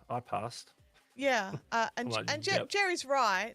You paid for the convenience of staying in the venue. You didn't have to go somewhere else. But in saying that, Doug still stayed in the venue and ate at the venue, but just somewhere else. And there was the taco place had a meal, 3 tacos with rice and beans for $8.95. So yeah, that's a lot less. That's fair. I will have to. I believe that while I'm in Texas, I do need to try some Tex-Mex. Tex-Mex, yeah. So yeah, probably good to get a steak at some point. I think Steak's so. always good. I think so. Some Mexican. Being in America generally, steak. you want to maybe try a burger at some point. I was looking at the different burger places because, like, there's always discussions like amongst Americans of which is their best burgers. So I was like, okay, I've got like 8 days in Dallas, so I'll have some time to find some things and test some stuff. Yeah. So I'm curious. I'm really going to struggle with the price on the thing not being the price that you pay. That's going to be the thing that really does my head in. Yeah, you got taxes. Yeah. And then you got tipping. They're the two things you got to like account for. Yeah. Yeah. So I've really got to just keep it in my mind that you know. Scully Pop ASMR says we got those Mississippi mud pies in the South. They're a chocolate thing, right? She says, hopefully. I hope it's not literal mud. I'm really hoping it's not actual mud. Mud from the Mississippi River. Yeah, it's scooped out of the base of the river, sieved with the finest grade sieve, and packed and baked. Travel Around Susie says Tex-Mex, yes. There you go. Look, Jerry says this like it's a good thing. It's not a good thing. That's a disappointing thing. That would be like, oh well, it would have been nice if it had beetroot. Go in and order a burger at one of these places. Say, hey, I want to try this burger, but can you add beetroot? Can you add? Yeah, and it's not just like it's pickled beetroot, because our beetroot here is pickled. Yeah, it's like yeah. Yeah, it's not sliced off a raw piece of beetroot. That's right. Yeah, that's right. It's been pickled, so that's right. Boiled and in pickling. What is also Aussie on burgers is an egg. I don't know. An if egg. Other I do countries like do an egg on burgers. Like if you have a burger, you like bacon, egg, beetroot. Yeah, my stock standard burger from my local burger place, like not a Macca's, but like an actual mum and pop burger place, is a hamburger, and a hamburger has the meat patty, lettuce, tomato, beetroot, and I get barbecue sauce because I'm not a heathen. That's right. But then I add bacon and egg. Yeah. So that's my go-to burger. Yeah. And sometimes that'll be a specific menu item. You can say burger with bacon and egg. And so it'll be everything is a standard burger. Yeah, burger with a lot. Burger with a lot. And then there could be the ones, the people get the ring of pineapple on their burgers as well. Look, I don't mind. I won't say no, but it's got to be hot. They have to have grilled it. I don't like the places that put the cold pineapple on the hot burger. That's a fair point. Like, I don't have pineapple on burgers or pizzas. I know it's controversial. Just take that back. There are many things, Doug, that we agree upon. This is not one of them. That does make sense to put on a burger. Maybe if you grill it, that would be more enjoyable. And when you grill a pineapple ring, it caramelizes it. She says, the lady who's like, I'm not here to cook pies, but I'll tell you the best way to grill your pineapple rings. Okay. Scully's told us what's in a Mississippi mud pie. It is whipped cream, walnuts, pecans, and lots of chocolate. Yeah, makes sense to me. I could get behind that. I would like to try that. I wouldn't say, if someone said, would you like to try that? I would say yes. Jerry was saying it's not. In talking about the beetroot, it's not good or bad. Just that people here wouldn't understand it. Yeah, I've gotten that impression. Welcome to the stream, Miss Valentine. Welcome. Hello. I think she popped in earlier while we were talking about something, and I missed her. I'm sorry about that. We're jumping around topics right now. We are just going crazily through the conversations. Somebody told me you don't say shrimp on the barbie like in the movies. No, we don't.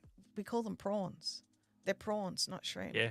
We say shrimp on the barbie for the benefit of Americans. Yeah, like we translate ourselves. So it's like if we talk about in feet and inches, we're doing it for your benefit, not ours. Yeah. Because we use the superior measurement system. And not everybody in Australia eats seafood. Like a lot of people do. I'm allergic to prawns, so yeah. I don't eat seafood myself. Like I eat fish, but I don't eat like prawns and I eat tuna. I did have some calamari in Dallas when I was having a meal with Shark Scrapper. It was like a side of calamari rings. I ate a few of those. I like calamari rings. It's not like I don't eat them. It's not I don't eat them. I just don't eat them a lot. It's just not your preference. Yeah. So I'm technically not allergic to shellfish. I am allergic to the preservative that they put on shellfish, at least in Australia. Yeah. And so I'm very lucky that if someone, say, cooks a special fried rice, I can actually pick the prawns out and still eat the rest of the fried rice.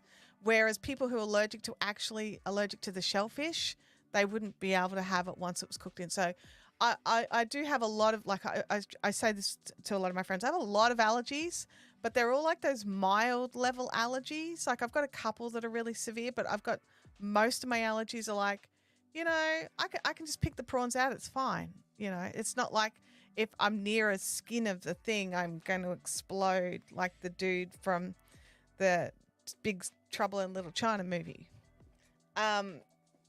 So yeah. Miss Valentine has a question. I have a little situation. I have work next week. What do I do with my upload schedule? Yeah. If your current schedule obviously work is a priority because we have to pay our bills, so work is important, and so yes, you have to adapt. So I don't know if it's an upload situation. It doesn't matter if you change your upload to a different day or a different time of the day for that reason. If you've built up a schedule where people have an expectation, and you think that it's at that level where they're expecting a video at a certain time, a certain place, then maybe you could just drop a community post to say, hey, I'm dropping the weekly video at a different day, or I'm doing if it's a live stream, I'm doing my live stream a different day this week because of IRL stuff. So yeah, people understand.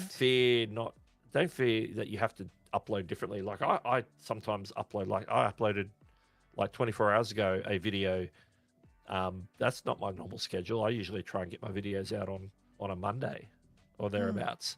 But today it was like time sensitive video. I'm putting it straight up, getting it out there, try and be one of the first to talk about it. And so that's what I did. And so, don't let schedule hold you back if you have to make a change or do things differently, whether it's for a week or for a prolonged period of time. If you've got to change it up, change it up. Do not fear. It might inconvenience a couple of people, but they will adapt. Audience usually adapts, or audience doesn't really, they'll take it when they see it. When it's in their subscription feed, they'll watch it. Prime example, Nick Nimmin is sick, can't live stream. So he's not trying to push through. He's just letting his body heal, and he has just had the night off. He actually shared the stream, Doug, just so you know. I just saw it come up on Twitter. So Thank you, Nick. Yeah. The Odd Corner has jumped in. Hello. G'day, Doug and company. I'm Chantelle. Welcome. Nice to meet you. Welcome. The Odd Corner says, I've never been a regular. That's okay. You don't need to be a regular, but happy to have you here. If you guys have YouTube related questions, drop them in the chat. If you've got any more questions about VidSummit, I mean, I'm just fully excited to go. Doug's been before, so he's probably going to be the one answering the questions. I'm just like, so yeah, unable to contain the excitement. Oh, good. Yeah, look, do you know what? Jerry's right here, Miss Valentine. Stay connected with your community through posts and shorts. One of the biggest things is just communication. Just putting it out there that you can't make it. And you can say, hey, I've got work or whatever. You don't even have to go that detailed. Just say, I can't make it this time. I'm going to aim for this next one. Stay tuned. Thank you, Scully Pop ASMR. Appreciate you jumping in and saying kind things. But yeah, Nick's just a bit under the weather today. He says he's okay. He sounded a bit scratchy. I did hear him speak. You definitely would have noticed it if he streamed, and he would have been pushing through. So it's better to rest that voice. Yeah. It was definitely something in the throat, and he did say he was coughing a lot. So it would have been a lot of coughing. Yeah. A lot of scratchy. Yeah. So it's better that he rests that. And so I wasn't feeling 100%, but I thought, yes, Chantelle, we'll jump on together and stream. And I'm enjoying I got it. a message from Nick, and I just was like, hey, Doug, Nick's not streaming. And Doug was like, yeah, I know. And I'm like, do you want to co-stream? We haven't done that for a while. And Doug was like, well, okay. We could do that. Vika, it's great to see you. Thank you for joining in. It's your first time here because Nick is sick, and not so much for the YouTube questions, but I like to chat about VidSummit. That's awesome. If you have any specific questions, drop them in the chat. Yeah, absolutely. Doug's been a couple of times, so you've been to Texas and to LA. So we've talked a fair bit about it already. So, but if you've got a question, maybe you missed when we talked about it earlier. If you've got a specific question, happy to repeat that or go into that further. Maybe it's something yeah, that hasn't been asked yet. So it'll certainly yeah. benefit other people as well. Well, because and this is the thing, lots of people come into these events with like a different idea in their brain. They've got like a different plan. Their priority is different. And so Yeah. learning about how different people come into these events is actually really cool as well. So, yeah. Um, so Doug, I'm just going to put you on the spot here and Put me on the ask you a spot. question. Put you on the Put me on the spot. spot. When you're at VidSummit, do you plan on making any content while you're over there? Like, because you're going to be away for 2 Saturdays, so Yeah. Last year I sort of had like my loose plans was to, if there was an opportunity to make some content, that I would. And what I did is I ended up asking people on I think community posts, or I think it was community posts on my channel. I said, hey, have you got any questions about VidSummit, or whilst I'm at VidSummit, maybe if it's a technical question, I can ask somebody there to get the answer or whatever. And so I had a few questions come through. I just, like, one afternoon, I just sat in one part of the foyer, sort of out of the way on the floor with my phone, and had my other phone out, and I'm like got a little tripod set up and got my microphone, and I'm like just reading off the questions and then answering them. And I put it when I came back, I put it out as a video, like I think I called it VidSummit Q&A or something like that. And yeah. so I just did. That's the piece of content I made. And also, the weekend after VidSummit, I was still in Dallas. I did a live stream from my hotel room, just a bit of an impromptu sort of thing. So, you know, that Yeah. is also something that you can do. Mm. So this year, I don't know. I'd like to do something a little bit more than that, and I certainly maybe we'll get the opportunity to possibly drop a live while we're there, and then if the opportunity comes up, if I have to speak to a specific person and they say, hey, let's record a collaboration or something like that, then I'm open to that. Didn't get a lot of opportunity last year. Not everybody that I would collaborate with were actually in attendance last year, so there's probably be a few more people there, maybe more opportunity to do some collaborations, which is what I'd like. That would be something I'd like to do that I didn't get to do last year. Yeah. And when it comes to traveling with your gear, Joe, what do you like to travel with? I overpacked last year, so I had my wireless mics, which was good. Wireless mics handy, definitely. Because you've got the handle that you can click yours onto, don't you? Yes, the So you interview. can turn it I don't into have like it. a little microphone, as in a I handheld. don't have. Yeah, I got it upstairs. I don't have it in my Yeah. studio. But I've got my Switch pod that I got in 2019, so that's a handy compact. Mm. Like if I want to vlog, I'm good Yeah. to go with that. Maybe something like Have you that. had any problems getting that through customs? I heard some people had problems getting it through TSA because it No, looked like it was knuckles or something. yeah, I was okay. Mine was in my check bag. I didn't have it in my carry on. I don't Oh, think. okay. Yep. Yep. Yep. I think because I didn't need it for the transit while I'm traveling, so I had a lot of gear packed in my check luggage, and so Yeah. the stuff that I was carrying with me was like my phones. I think I had obviously in my backpack I had my computer and stuff, so I had the stuff that I needed to access, and then enough to get me by, just to like make sure that I can, you know, use my phone, keep it charged, and all that Yeah. sort of stuff. But yeah, this year I'm not sure. I'm going to try and pack less. Yeah. Particularly being that now that I'm going to be there 7 days, I need to Mm-hmm. pack. I need to make sure my clothes are packed appropriately. Yeah. So it does mean that Because you check luggage, don't you? yes, definitely. Yep. Yep. Yep. Definitely, the main luggage with clothes and stuff, and we'll has some gear that'll get checked. And so Yeah. my carry-on will just be my backpack that'll have my laptop and a few other things in it that I need for the transit. Yeah. So if I Yeah. have my phone, I can, if I need to record something along the way or take a picture, post on Yeah. X or whatever in transit, I can do all that on my phone. You know, Yeah. that's all you need. Like I had last year, I had like a couple of these lights. Yep. Are they the Lumicubes? Um, no, they're not the Lumicube brands, but they're like similar Yeah. sort of thing. Like they're like mounts and they've got magnets on them, so you can stick them to things. Mm-hmm. I think last year I took a camera. Like this year, I'm not going to take a camera. I'm just going to use my phone. Mm. That's all I need. Yeah, I'm not taking a camera. Like I've I got the decided. latest and greatest. Like it'll still be the latest and greatest this year. Like I got it just before VidSummit last year. It's Yeah. like the iPhone 15 Pro Max. So it came out just Yeah. before VidSummit last year. The 16 won't be out before VidSummit this year because it's like in September instead of October. So I won't be Yeah. doing anything new. I certainly don't need to upgrade because I've got the latest. I still got the latest phone. Yeah. So this will be like the primary shooter this year. Yeah. I've just got my I'll- Pixel 7. Yeah. I've got a Pixel 7. I love my took it Pixel last 7. year. Last With my last little year, hands and a pop Yeah. socket, I can actually use it.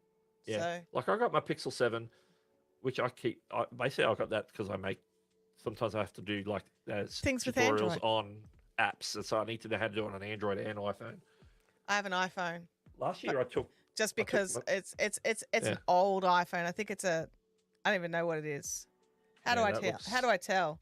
It's that old. looks- It's that like looks it's 7, either a 8. 7 plus or 7. a It 10. could be a 7 plus, a 7 plus, or an 8 plus. Yeah. Yeah. So I It's don't a know 7 what it plus is. or an 8 plus. It's definitely not a 10. It's good enough to test YouTube app on my phone. It's Yeah. my daughter's old phone. She's upgraded. I don't know what she's got now. I think she's on a 12. I don't know. But she's upgraded, so I get her iPhone hand-me-downs. So Yeah. let me just have a look here. So yeah, I'll be going with a lot less gear, but enough Yeah. to keep me going. Like I'll probably, like I think I had one of my tripods. I'm don't going know to if take I can't a remember. Manfrotto Pixie, my Manfrotto Pixie tripod, and I'm Yeah. actually stealing one of the segments of my newer thing. I was going to buy one. I'm like, I was like, it was like this close to ordering it on Amazon, and I'm like, I'm not going to be here in the studio. I can literally unscrew one and just take it with me because I actually don't like to pull my studio apart like ever. So I was like, stop being That a Jerry? ridiculous. Just steal one because like there's 7 here. Yeah. Steal one of these. Travel Around Susie is asking for small travel channel going to VidSummit. What is the one piece of advice you give? Make sure to network, like meet people outside the sessions, or maybe sit like before a session starts. Somebody who's sitting next to you, just sort of make sure you like introduce yourself, say hi, and learn about what other channels are doing in different niches. They don't have to be like travel in the travel niche or anything like that. Like diversify your thinking about content creation by having these conversations with other creators who are making similar content, different content. You'll always learn something from somebody in the hall. So where there's an opportunity to say hello or meet or have a conversation, sometimes it's great over meals, like in a lunch break or whatever. To sit down with some we were sitting down at a table. I was there with Shark Scrapper, Ernie. We were sitting there, and then people come over because they're looking for someone to sit. Yeah, of course you come join a conversation, have your meal while we're eating our burgers or whatever, and then we get to learn what this person does for their channel, whether they're a brand new channel, whether they've got 100,000 subscribers, or somewhere in between. Often you start talking shop. You'll invariably talk about what you're doing. So you might have a question, they might have a question, and then there's like a cross-pollination of ideas along the way. I think that is what VidSummit's all about. In addition to, of course, the session's great, but that's what I'd recommend you do. The best piece of advice is to make sure that you speak to people that you've never met before. You've never met them before. Obviously, you want to network with the people who you do know, but you want to, make sure broaden your knowledge and meet more people who are creators who are doing the same thing you're doing. It's very well worth it, I think. Yeah. So that'd be my number one tip. That sounds awesome. I love that tip. I'm going to use that tip. Use that tip. Oops, I was very Especially if it's your first time, because it's going to mean most of the people you talk to are going to be like that, Yeah. If it's your first time, that's, first time Yeah. you're meeting anybody, except for maybe seeing them online. Bye, Jerry. Vika says I think it's not 7 or 8 plus because I have it. It's as an old phone and yours looks bigger. Look, there'd be a way. Is there a way for me to look at this, Doug, and work out exactly which one it is? Probably in the settings about general about settings.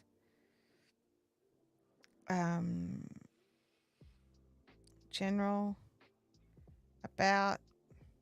It is a 7 plus. There you go. 7 plus. Yeah. It's a 7 plus. You're spot on. I knew it was old. I knew it was very 7 old. and 8s look very similar. So, like, I've got an 8 plus floating around somewhere. Yeah, it's so old, I can't use it to test flight software anymore. Yes. Test flight won't run on it. So, and a lot of people who get me to test flight their softwares, they're only ready for iPhone. They're not ready for iPad because it's a different display. So I've come up against that a couple of times now. Yeah. The Odd Corner says, I can't wait till my kids move out of home so I can have a small studio. I can relate to that. Yeah. Doug's had to rearrange his studio to fit more kids in. I want my studio back. I want my old studio back. Oh, I look, this was my craft room. My first channel is a yarn crafting channel. And I ran an online business hand dyeing yarn for many years, and this was my craft room. And so I've had to slowly purge out the craft to fit this into this takes up my desk is 1.6 meters, so my studio is as wide as the desk, because the other half of the room is not studio. It is craft stuff. It's Kallax is full of yarn. Yeah, just lots and lots of stuff. So, yeah, I have a corner of a room is basically what it boils down to. So, what is 1.6 meters? So I'm 1.6 meters by 1.8 meters is the space that I have. So it's very, very small, but bit of lighting, bit of angles, you can make it look great. Joe's Phenomenal says, I have a bunch of analytics stuff to show you over there, Doug. Should make some good content for you. There you go. Sounds good. Yeah. Creative Classroom says, having a chat. Don't hang out with Doug. Broaden your horizon. Don't hang out with Doug. Let's have a look here. Vika says, after all the seasons finish, people used to go out somewhere. After all the sessions finish, people used to go out somewhere like dinner or beers or a party. Is that, you're mentioning that before, Doug, that there's quite like often impromptu things. As you make connections with people, then there'll be opportunities to go and hang out with some of those people after hours. Obviously, once it's done, everyone's looking for dinner. So they say, hey, we're going to such and such a restaurant. Let's go. All go jump. They can jump in an Uber or walk down the street or whatever needs to happen. And so there's opportunities there. Obviously, some of the hotels and that have restaurants and facilities for hanging out, whether it's a bar or a restaurant, whatever. So there's going to be a lot of opportunities. So as you make connections, then those things start to happen. And sometimes there'll be a couple of you. You'll make a connection. You'll just maybe sometimes hang out with a handful of people, or one person or several people who you sort of make that connection with, and you want to keep hanging out and meet up after sessions and stuff. In addition to other people you meet along the way, you never know what's going to happen. And it's all very impromptu. People sort of just decide what they're going to do after hours. You just have to be fluid and ready to just say yes. Yeah. That's the big thing. And that's something I have to keep telling myself. I'm the person who says no to everything. So I have to say yes. Like, yes, I can do that. Yes, I can come along to this thing. Sure, I can do that. And that's the big thing, is just be ready to say yes. So that's Travel Around Susie Yes. says, I personally don't know anybody. My goal is to meet everybody. There you go. There we That's a go. great Yeah, goal. That's a great love goal. it. Vika, yes. I do have small hands. They are ridiculous. I don't know what to say about that. I'm like 5'3" and my hands are proportioned to my height. I'm a small, short person. So yeah, but yeah, small hands. It's frustratingly so at times. Russell, Florida Manufactured Home Living says, did I see that you're working at VidSummit? What will you be doing? I am working at VidSummit. At this stage, I'm still not 100% clear on what I'm doing. But I will be working up in the sponsors area. So that much I know for certain at this stage. I'll be floating around, so I will be able to pop downstairs and then when people come up to the sponsors area, I'll probably see them when they're up there. I'm not sure how the layout works. I've never been, but from what I've heard, there will be. I won't be. I actually asked the question. I'm like, am I coming all the way to Dallas to sit in a little room and not see anybody ever at all? And they're like, no, that's not how the layout is. And I'm like, okay, cool. All right, I'm just checking because it's a long way to come to do that. But yeah, I'm like, how do I put this? I'm not really ready to say who I'm working for yet. Like, I've told a couple of people, I've told some friends, and the only real reason I haven't is it still doesn't quite feel real yet. It's been about a month. It should feel real by now. But it just doesn't quite feel real yet. So, yeah. I mean, if you see me at VidSummit, you're going to know pretty well straight away. So that the cat's going to get out of the bag. Is it Mr. Beast? It is. I can honestly say it is not Mr. Beast. And yes, Doug does know. Let's have a look at these starred comments Doug's been dropping in for me. You've probably hit most of them. I have. So Joe's Phenomenal's asking, we can all hang out with D and ask about his play button. I mean, you can. I'll sit back and giggle while he responds to you, but you can totally do that. So yeah. Yeah.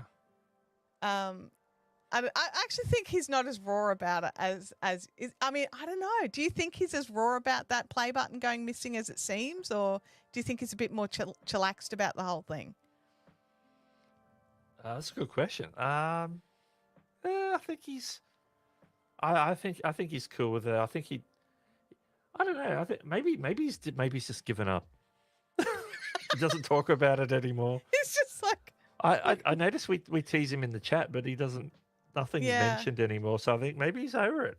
Yeah, that's what I'm thinking. I think it was played up a little bit because it is fun, but one day.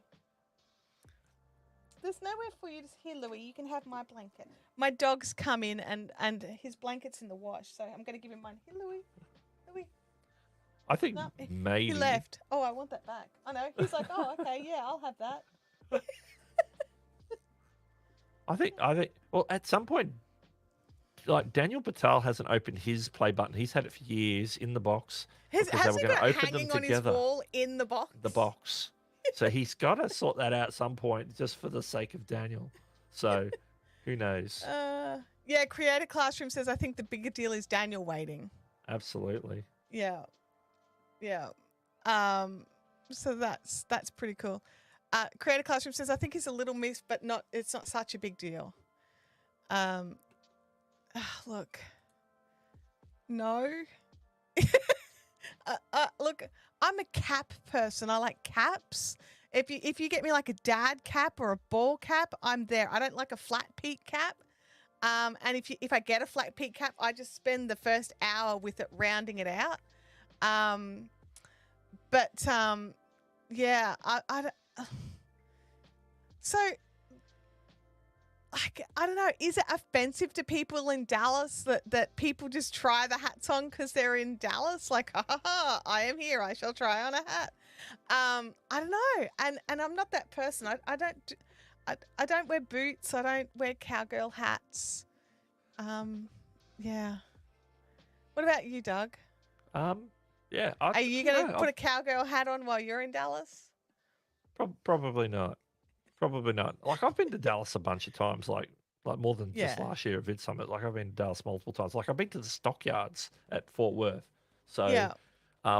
which is a great place to go visit to see a show and eat at some like authentic looking sort of Western bars and like restaurants, Yeah. like with the whole decor and everything. You know what I mean? Yeah. So there's that. But I've never looked at or bought a like a cowboy hat while I've been there. So no, I don't know. Probably Yeah. not. Like, I mean, like aside from the logistics of getting something that shape back home again, it's just not really my, Yeah. and I think because it would be so much work getting it back home, I'm like, would I wear it enough to justify that? Probably not. Probably not. Creative Classroom says there are caps that say this is my cowboy hat. That's probably more my jam. Funnily enough, like my hat here, radio company, that's a Texas-based band. So, I had to get that shipped over. But yeah, I love that band. So yeah. Let's have a look here. Let's see what's in the start. Oh, here we go. Is the AI thumbnail tester worth trying? I haven't used it yet. I'm not sure which thumbnail tester they're talking about. Is that the YouTube ABC? Test and compare. Test and compare. Yep. That's it. When it first came out, I put it on like I tried it on a new video, tried it on a video that had already been uploaded for a while. So I think I tried it on like about 3 or 4 different videos. In most cases, even on my channel, I had a couple that were like inconclusive, so there was no result because it needs data. So if you're a small channel, in my opinion, I don't think it's for you until you start building up a little bit more impressions and views. Yeah. I think what you like even for me, unless I hit something that's like already like moving along, like if you get a video that starts to move along, it's like evergreen and gets regular views, because it's going to test it over a maximum of 2 weeks. So you need to, in that 2 week period that you start the test and it finishes, you need to get enough data to make it a conclusive result. And I found in some cases mine were inconclusive, so therefore it wasn't an answer. I had a couple that were like in that middle part where it said, "Oh, we've probably got enough, and this is the one that won." But it's not like wasn't like 100%. Yeah, this is the one. Go with it. So I would maybe hold off if you're a larger channel though, and you're getting, say if you're getting like out of the gate first week, you're getting like at least 1,000 views per video. I would give it a go. I would probably recommend not testing it on upload. I would test it after the initial views. I'd probably give it a couple of days at least before doing a test, because you just keep testing in that first day or two. You'll be testing your existing audience. And what you really want to do is test the audience that YouTube are bringing in through impressions, the ones that's going out to a wider group, the people who might be a little bit more casual around your channel or never found your channel before but are coming in because of the topic of the video. Yeah. So I'd probably do the tests in that case. So make sure you're getting a certain amount of views per video, and don't test it on launch. Hold back and test it a little bit later. But so you need to be still getting those like views after the first 48 72 hours, but still generating that first week of views. Some people would even probably wait a week before they would test.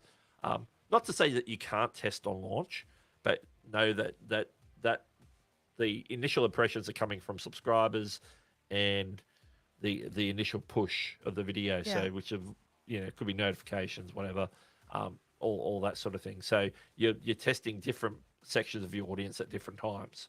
Yeah. And the the important point I'd thing like to make. to remember with the test and compare is that the data that it's looking for is not the click-through rate. It is looking for watch time. So Yeah. which of these thumbnails has gotten the click to come in and watch for the longest? So you've got to be putting it on a decent video as well. So, like you want to give it what it needs to test the data, and it will test it on your audience. So you just need to keep that in mind as well. Callie Plains has landed. Doug. Sal's in the house. He is. said he wanted to make a stream, and so we accommodated you, Sal, by streaming a little bit later. We did, yeah. It was all for you. which it helps. It helps, especially when you're on the west coast. It's like West Coast super early. Yeah, I understand. So it's good to see you, Sal. And Brendan's Recovery has joined us, as well as Little Crafty Nook as well. Hello. Florida Manufactured Lone Living is asking, is there any way to put a link in a post on the community page? Yes. You can put links on posts. Yeah, you just cut and paste it in. When it's your community page, you can put links in.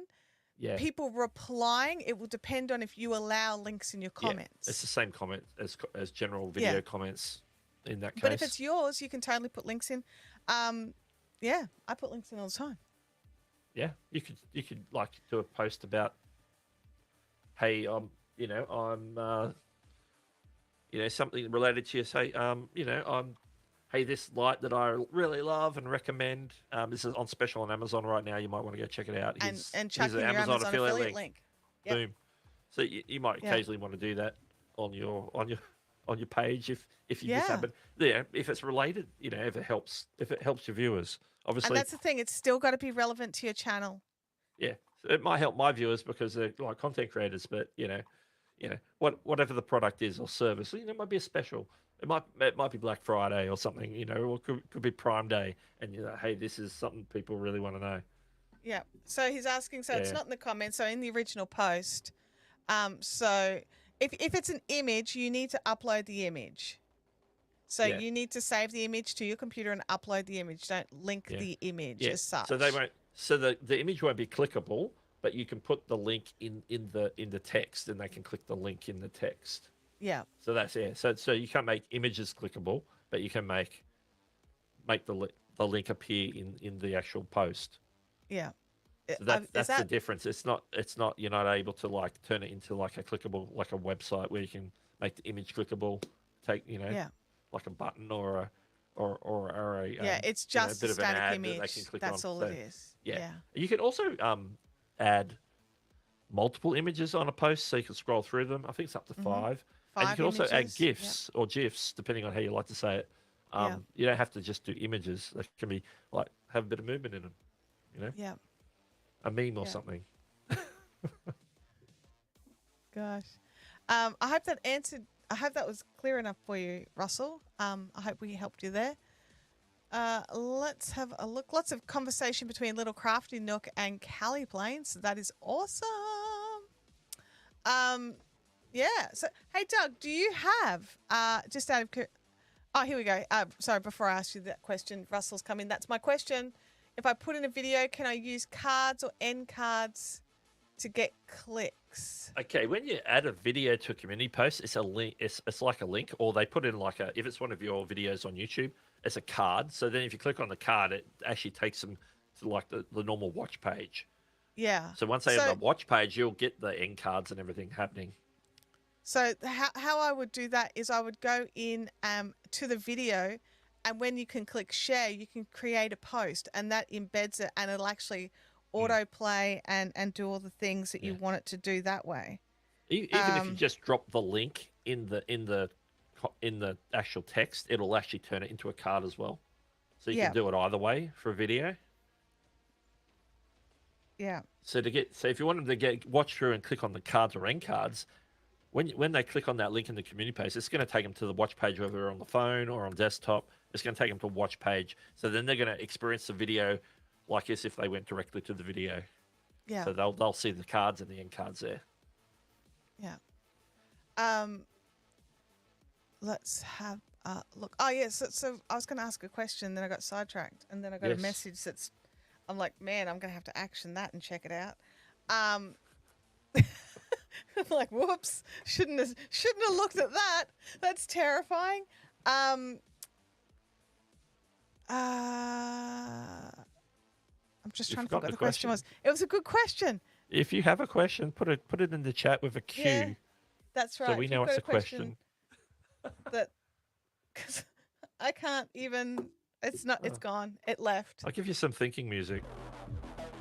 Oh, I Oh. remember what it was. See, that helped. There we go. It did. The thinking music did it. Have you got got our stream redirected on your end? I can't redirect from my channel, but do you have it redirected? No, it's. Are you talking about Daryl's stream? Yeah. Oh, does he not let you redirect to his stream? He doesn't have the redirects on. Ah, stinkers. We'll have to find a link. I tried when I was setting up. I tried. Yeah. Yeah, well, with the live redirects, the person being redirected to either has to choose, like they've got options to either have it, so anybody who's subscribed to them can do it, or a list of specific people can do it. So if they haven't got the anyone subscribed, then you have to be approved. So I'll just jump in here and find the link for later. For you'll need to grab the link. Yeah, like when I type in search. Yeah. I can see it and it's grayed out and it says redirect privileges needed. Ask Daryl to add you to their live redirect list in community settings. So yeah, he doesn't have that turned on. Yeah. Yeah. That's what I got before the stream when I was setting up. Because Daryl is going live in about 40 minutes.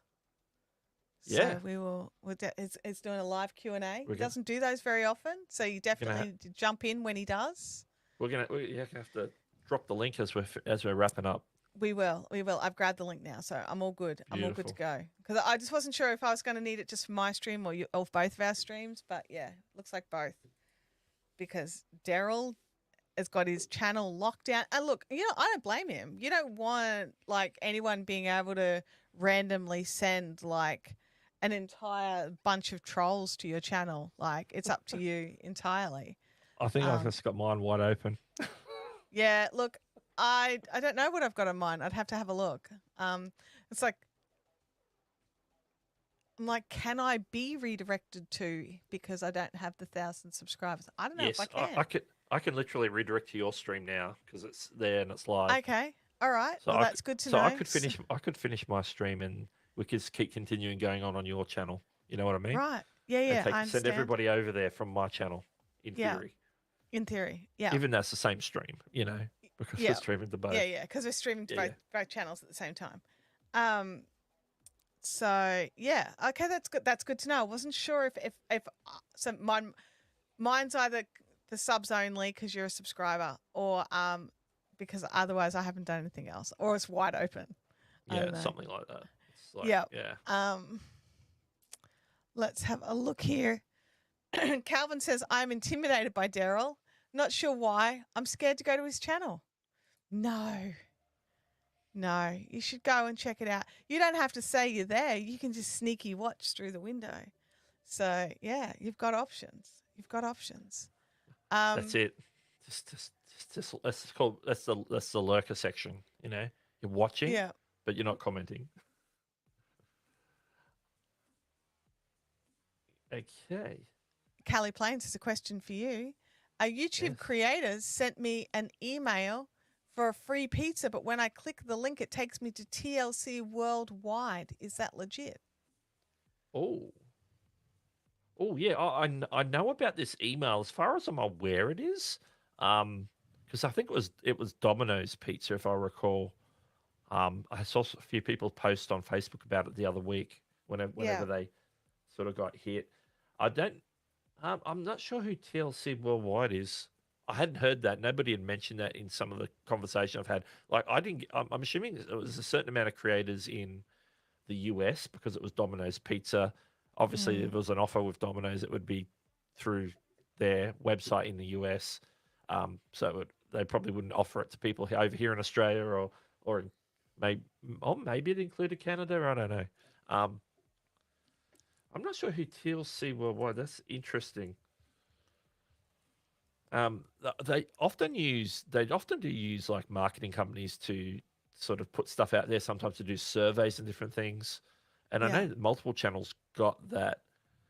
TLC Worldwide is a customer rewards for acquisition and loyalty, so it does sort of gel with the Yeah. sort of process it's doing. I just googled it, so I'm having a look. I didn't open it right. I should be in a new tab.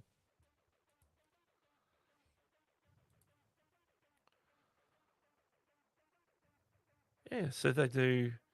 Okay, they're a rewards platform. So obviously YouTube would be facilitating like the free pizza through them. My assumption is that they probably hit their limit of how many free pizzas they were putting out, because I know they were also offering on the same email a like a like a like a YouTube neon light thing, but they had limited stock. It was like a merch thing you could purchase. So it's sort of a Yeah. bit like this thing here, but it said YouTube. Um, but I know that was limited stock. I know Eileen Smith, as she was here, one of the mods, I think she I either haven't got one seen or tried to Eileen. get one. Yeah, I haven't seen her in So the chat yeah, tonight. so Today. maybe it was a limited time. Maybe it's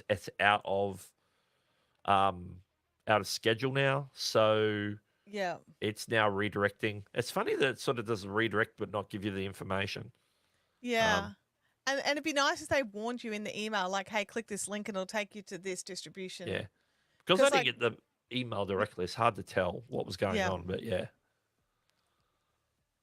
Russell I, says that Russell from oh, now Manufactured it's Home Living playing said he back. got the same email. He clicked it, same result. And the merch button takes you to the same place as well. So maybe they're out. It Maybe they sounds had like limited to me number. like what's happened is yeah, they had limited. I know they had a limited number for the merch drop of the neon light. I think you had to pay for that. But the pizza, the free pizzas, they would have had a limit of how many free pizzas to give out, because YouTube wouldn't be giving out. They would have paid Domino's for, you know, Yeah. 1,000 But pizzas or like 10,000 if you've got, pizzas or because this particular thing, people had to be signed up for it to do like a survey or something, right? Didn't they? um. Like it wasn't just It a was like a random link. You had to be signed up. So they knew how many people they sent the email to. well, that's true. That's true. They sent it to a subset of creators. It was like congratulating them on their recent performance or something like that on their Yeah. channel. Um, It's like, there was some congratulations on wording your there. recent performance. You get nothing. Yeah, Um, and it's odd that the link doesn't work, and it's either because they yeah. hit their limit, but they should have some sort of landing page saying, "Sorry, we're sold out."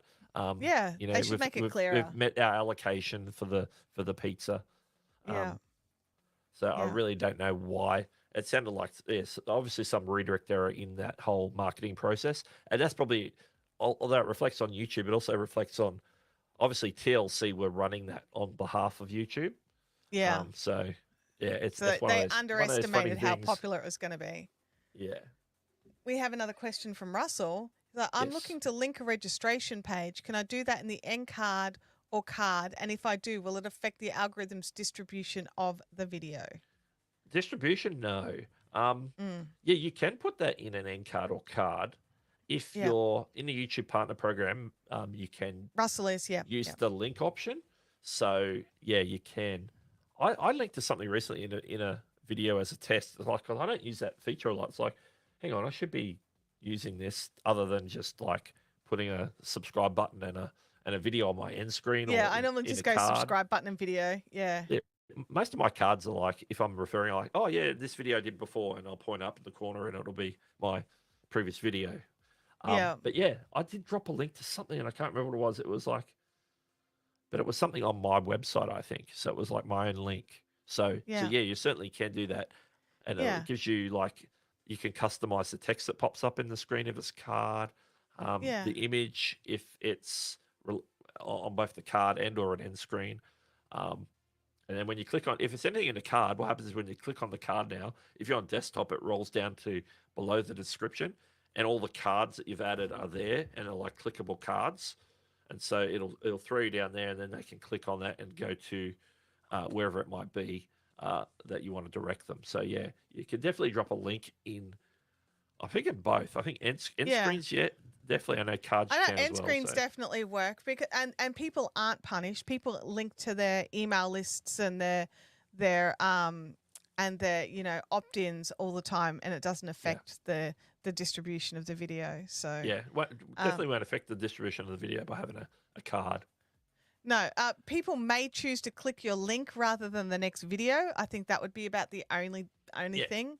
That's it. You've got them to click the link, intention. so is that not more important anyway? So yeah, if they're getting people to click the link for the offer is the intention of the video, then that's the expected behavior. Then that's what you want. As our good friend Justin Brown says, make sure you don't put that link at the end of every video. Only at the videos that it's relevant to. Otherwise, it will be distracting, and people will just it'll become white noise, and they won't notice it anymore. So make sure it's relevant to the video that you are sharing. But other than that, like, I can't see why there would be a problem with that. We are at 35 minutes until Daryl's stream there, Doug, just so you know. Just having a look to see if there's what's going on here. It's not letting me hide the current comment. Maybe it's not giving me any. Okay. I'm like, it's not letting me see any starred comments, but it's because there were no starred comments. So that's because you unstarred the previous starred comments. I did. I unstarred them because that's otherwise I would. Yeah, you'll have like them. a bunch of comments that we've already answered. That's right. That's the goal. Shark Scrapper says, this is a good idea. YouTube's making it harder and harder for people to find the links in the descriptions. They're making the descriptions harder and harder to find. Yeah. Yeah, it's sort of gotten quiet on that different layout. I don't know if people are still getting that, but as I mentioned maybe in previous live streams, I have never had that alternate watch page thingamajig. So I've always seen like with the the classic watch page. So let me open one up and show I'll you. just pop this. The classic. I'll laugh if I get the new one. It would be quite funny. Okay. I do know that some people in my live streams are having to close the live chat to be able to find the description again, which bugs them. Okay, yeah, that's in the ultimate. Like I'm getting I'm just going to take them off the screen. Yeah. You can see. My mouse is sort of there. Yeah, we can see your mouse. Yeah. I don't have my tube spanner plugin's not turned on, so it's okay. That's right. But you can see this is the classic one. You can see the descriptions here where you can just expand it out. Yeah. I think this is a short circuit, which is Linus Tech Tips channel. Yeah. So it's there where you expect it. You've got your suggested videos down the side, like the classic view. I haven't had the view where the videos are underneath and they've got the description either down the side or hidden. You do see that view on iPad sometimes, like when you click on the description, it'll appear in the side panel. But that's different again. But I haven't had that other one, and people were talking about for a while there. They were getting that other one, and nobody seemed to like it. I had people up until Thursday just gone. They've still got it. Yeah. So it hasn't disappeared as such. People stopped talking about it. People have stopped talking about it. There's other things to talk about. There are other things to talk about, like this from Callie Plains. You need to click your super sticker button. Thank you for the super sticker. Kelly Plains, Sal's dropped a $10 super sticker. Thank you for that, Sal. Appreciate that. Love your work. I tune into Sal's live broadcasts on a pretty regular basis. Usually, I'm getting up and getting ready for work, so it's like on while I'm getting ready for work, and then off I go catch my bus. So appreciate it. So it seemed like the afternoon, early evening streams from SFO and LAX and different places. Love it. Thank you. Yeah. Thanks for jumping in. Russell says that I always link to my playlists, but this one will be to a registration page. The video will be an introduction to the manufactured home communities. So the click to the workshop is a logical follow-on. Sounds great. It sounds exactly why you would use it. Makes sense for sure. Me. absolutely. Yeah. That's like into the funnel they go. Yeah. Into the funnel. The Odd Corner says I had that new view for a while, but it's reverted, thankfully. Well, that's Yeah, good news. I had it, and it's gone. But some people have still got it. So hopefully it just dies in a hole because it's horrible. Like that's my opinion on that. Quite definitive. Die in a hole. That's Little funny. Crafty Nook is wondering. Oh no, Shark Scrapper is wondering how many black t-shirts Daryl owns. I'd say a few. Probably. I'm just Yeah, trying to that's think a if fair I've point. actually ever seen Daryl not in a black t-shirt. Yeah. Like when he's at VidSummit, he's wearing a black t-shirt. He It's wears a black like t-shirt Daryl's the black and t-shirt, blue like Tom. jeans. It's like Tom Scott with his red t-shirt. You know what I mean? Yeah, yeah. Yeah, I don't know. Kind of like how many pairs of shorts Nick owns.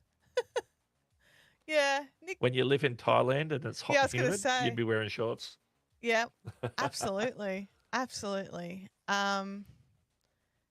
Probably 1,000 of them, possibly, or maybe even just 10. But when that 10 dies, just buy another 10 pack from somewhere. You know, then it's like a week's worth.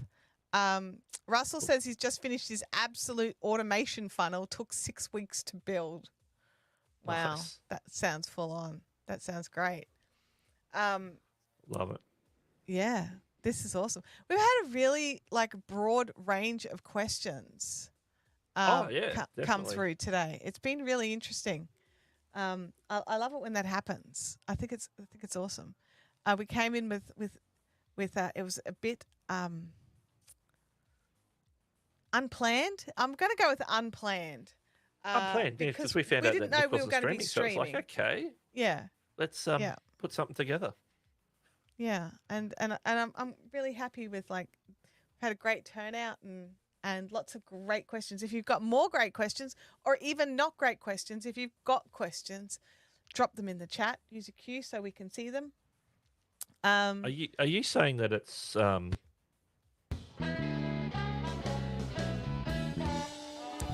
It's the last call. I think that's actually a great idea. Let me just see. There we go. That one. I don't have a graphic for that, but it's all right. That's all right. I've got my stream deck, so I've thrown that into both the chats for the last call. Yeah, I think last call is good. We've both got to get ready for Daryl's stream, so you know. Little Crafty Nook says it's hot during the summer where Daryl lives too. Yeah, yeah. Oh, we've got a question from Russell. What is the one souvenir you are each looking to bring back from Dallas? That's a good question. Sometimes it's something you don't expect, and you sort of do it. You sort of grab something when you're there because you see it. So it could be, it couldn't be, it might not be planned. Yeah. I don't think I had anything last year apart from like what you get in your goodie bag at VidSummit. What did I? Yeah, I don't think I got a souvenir last year. Look, but that's I think good. I'd have to hunt around for something with Dallas written on it. Yeah, you could get the whole Starbucks mug, personalized mug. I think they still have those in certain Starbucks. Oh, see, that would be pretty cool. I would like that. Localized. You could go that, or you could get the cowboy hat was mentioned already. Yeah. There's probably a couple options there. I have a plan for my additional days that I've got. I am hitting some of the local yarn stores. So there actually seems to be quite a few yarn stores in the area. So I will be doing that. And so I will have yarn as a souvenir. Yarn's a souvenir, right? Yeah. Like I'm taking extra compression tubes to squash it's what the you're yarn into. So it's like, hey, yeah. Why not? Something that you can't get somewhere else or here. Yeah, absolutely. That's what I'm looking for. Shot Scratchers has got a question for us here. We just got denied for the second time, and they say reused content, but all of the videos are our own original live videos we do on YouTube Live, so we are very confused. This sounds very Okay. familiar, Doug. This does. This is what happened to Sal Kelly Plains, who's in the chat here. That's what happened a few months ago. We were doing a similar live stream when Yeah.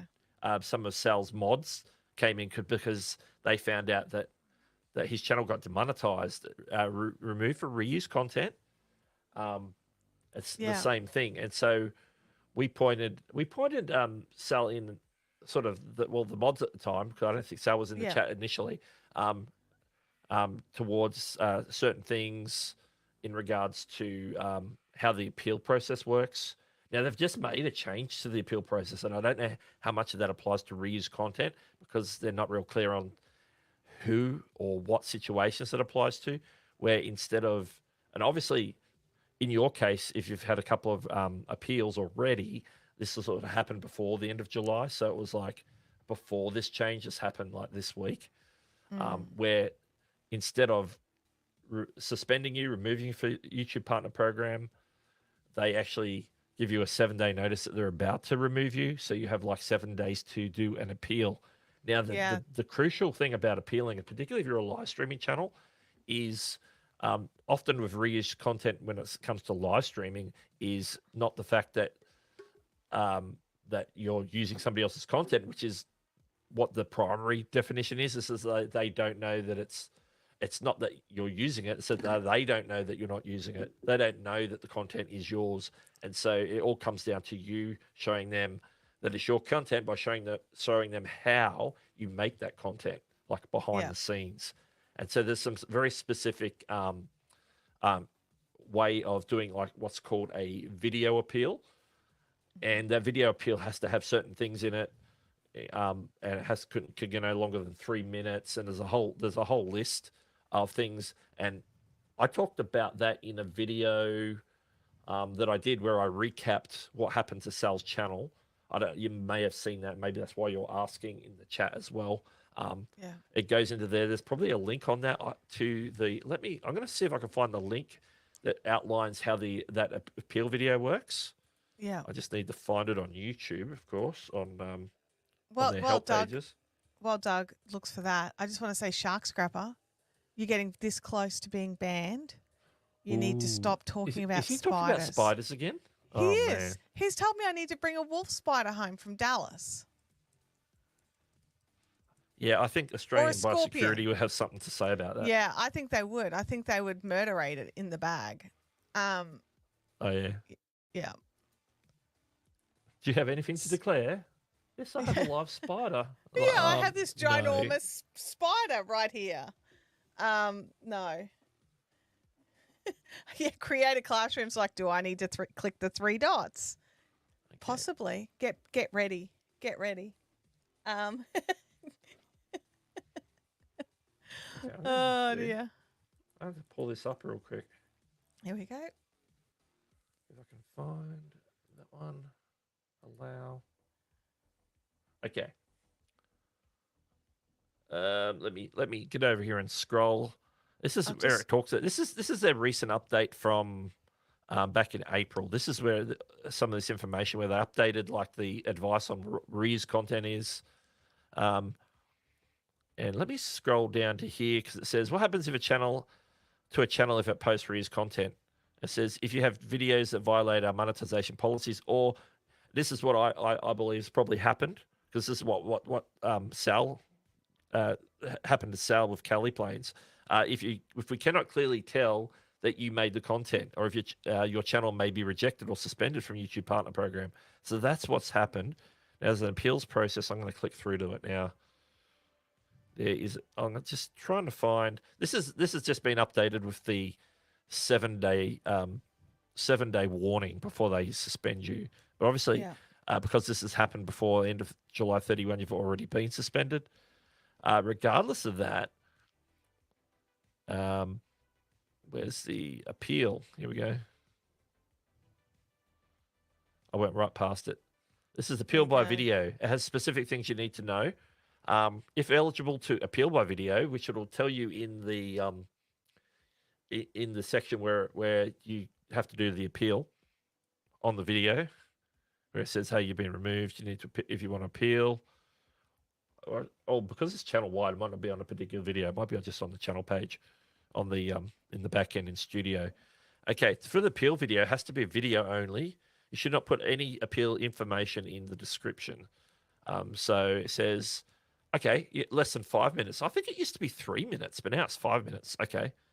Oh, I could be just misremembering that. So you need to make a video that's less than 5 minutes long. When it gets uploaded, it'll get uploaded as unlisted.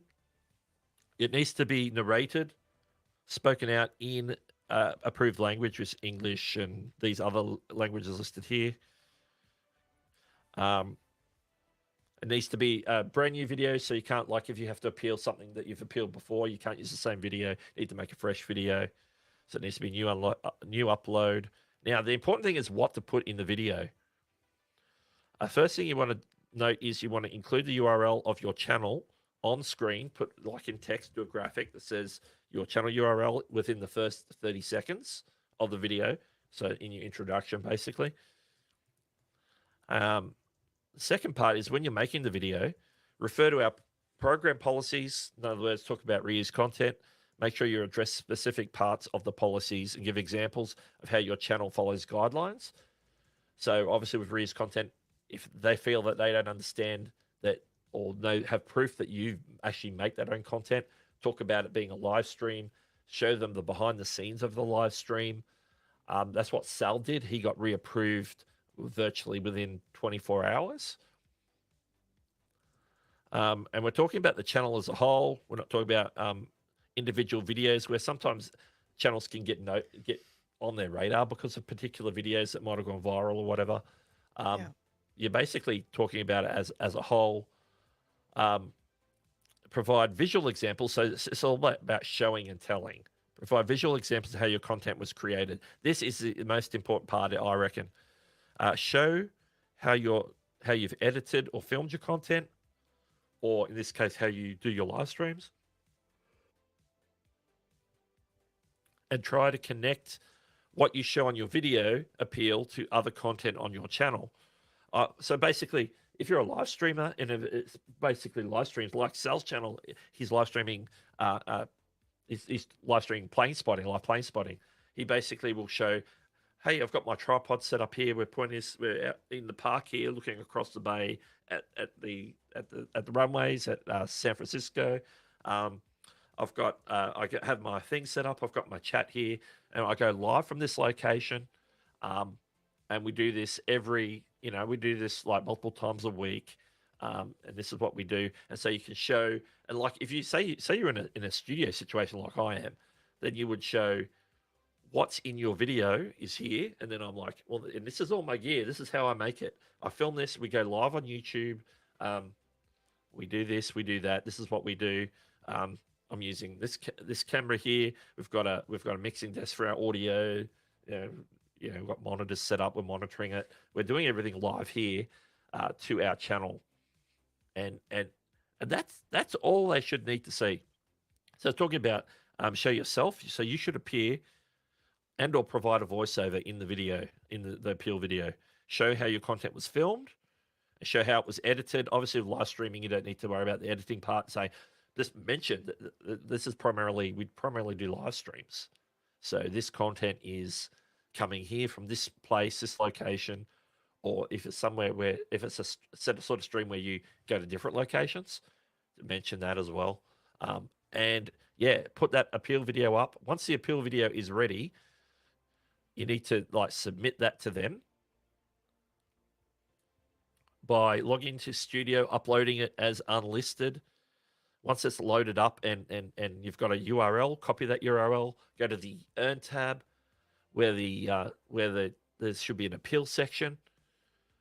Click Start Appeal Process, and then pick the video review option, and then click Submit.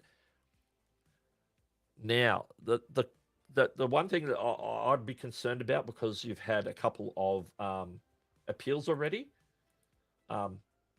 is that they might, if that button's not there because you've done appeals previously, and then you're now in that zone where they've denied you, and you're in that 90-day wait before you can reapply.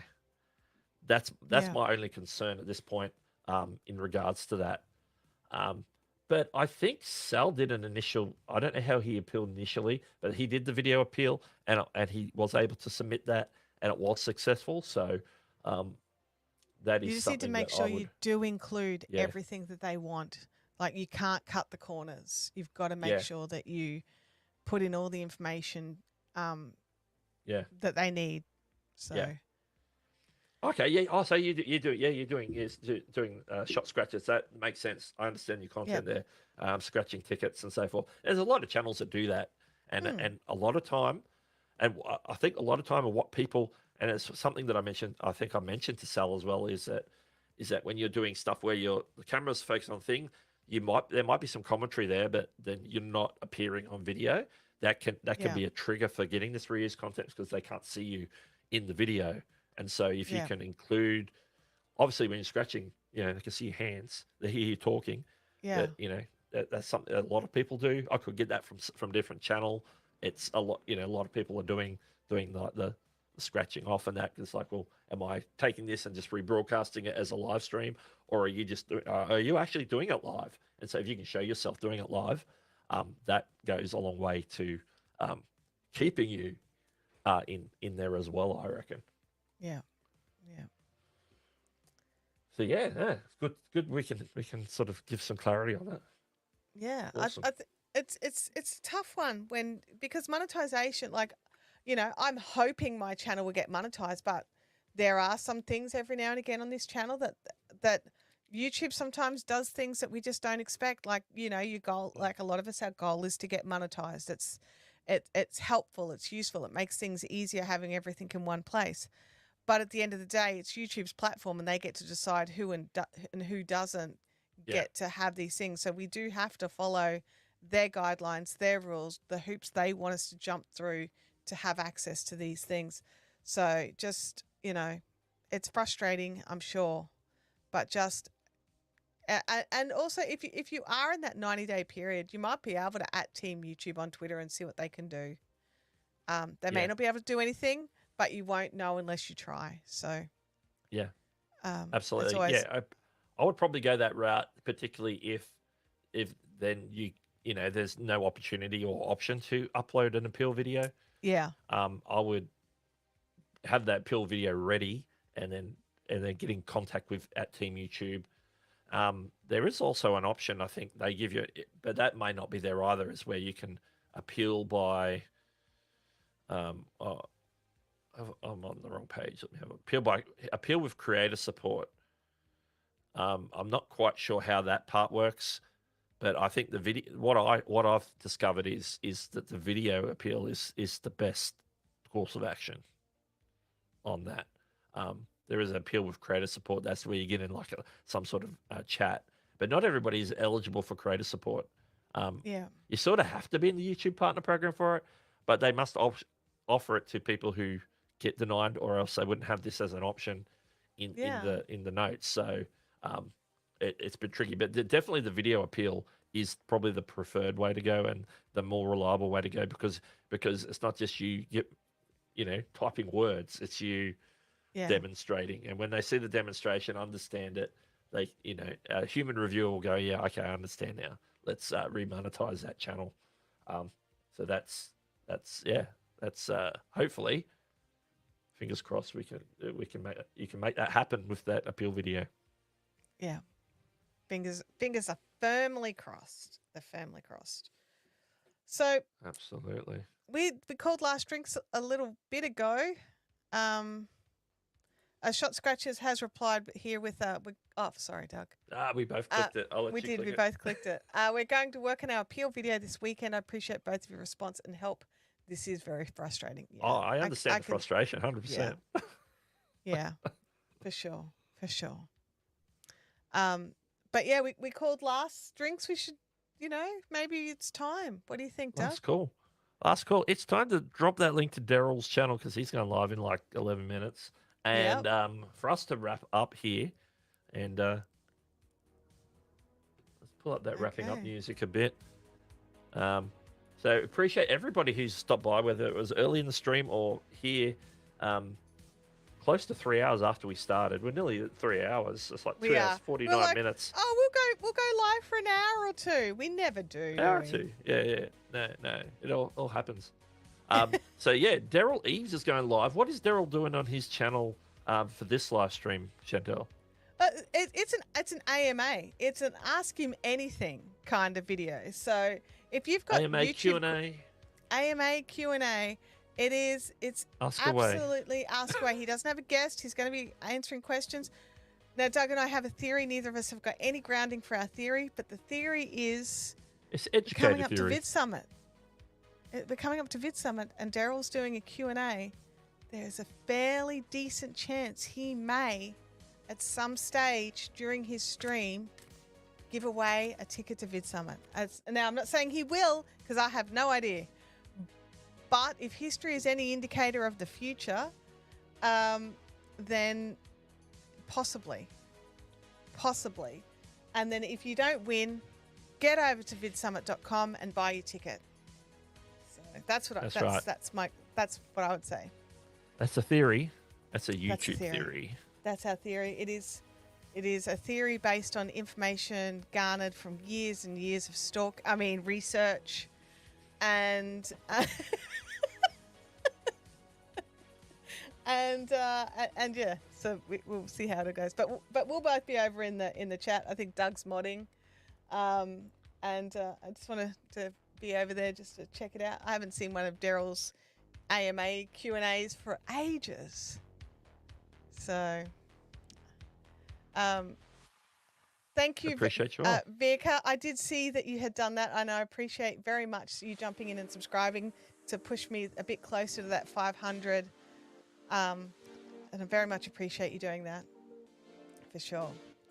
We are coming up close. Like, for those of you that don't know me, this is a second channel. I do have a monetized channel. And this is it's a goal, and we teach live streaming, and we talk about YouTube, and we have lots of fun. So, yeah. All right. Thank you. Thank you for joining us, and we'll catch you next time. See you next time. Have a great weekend, everybody.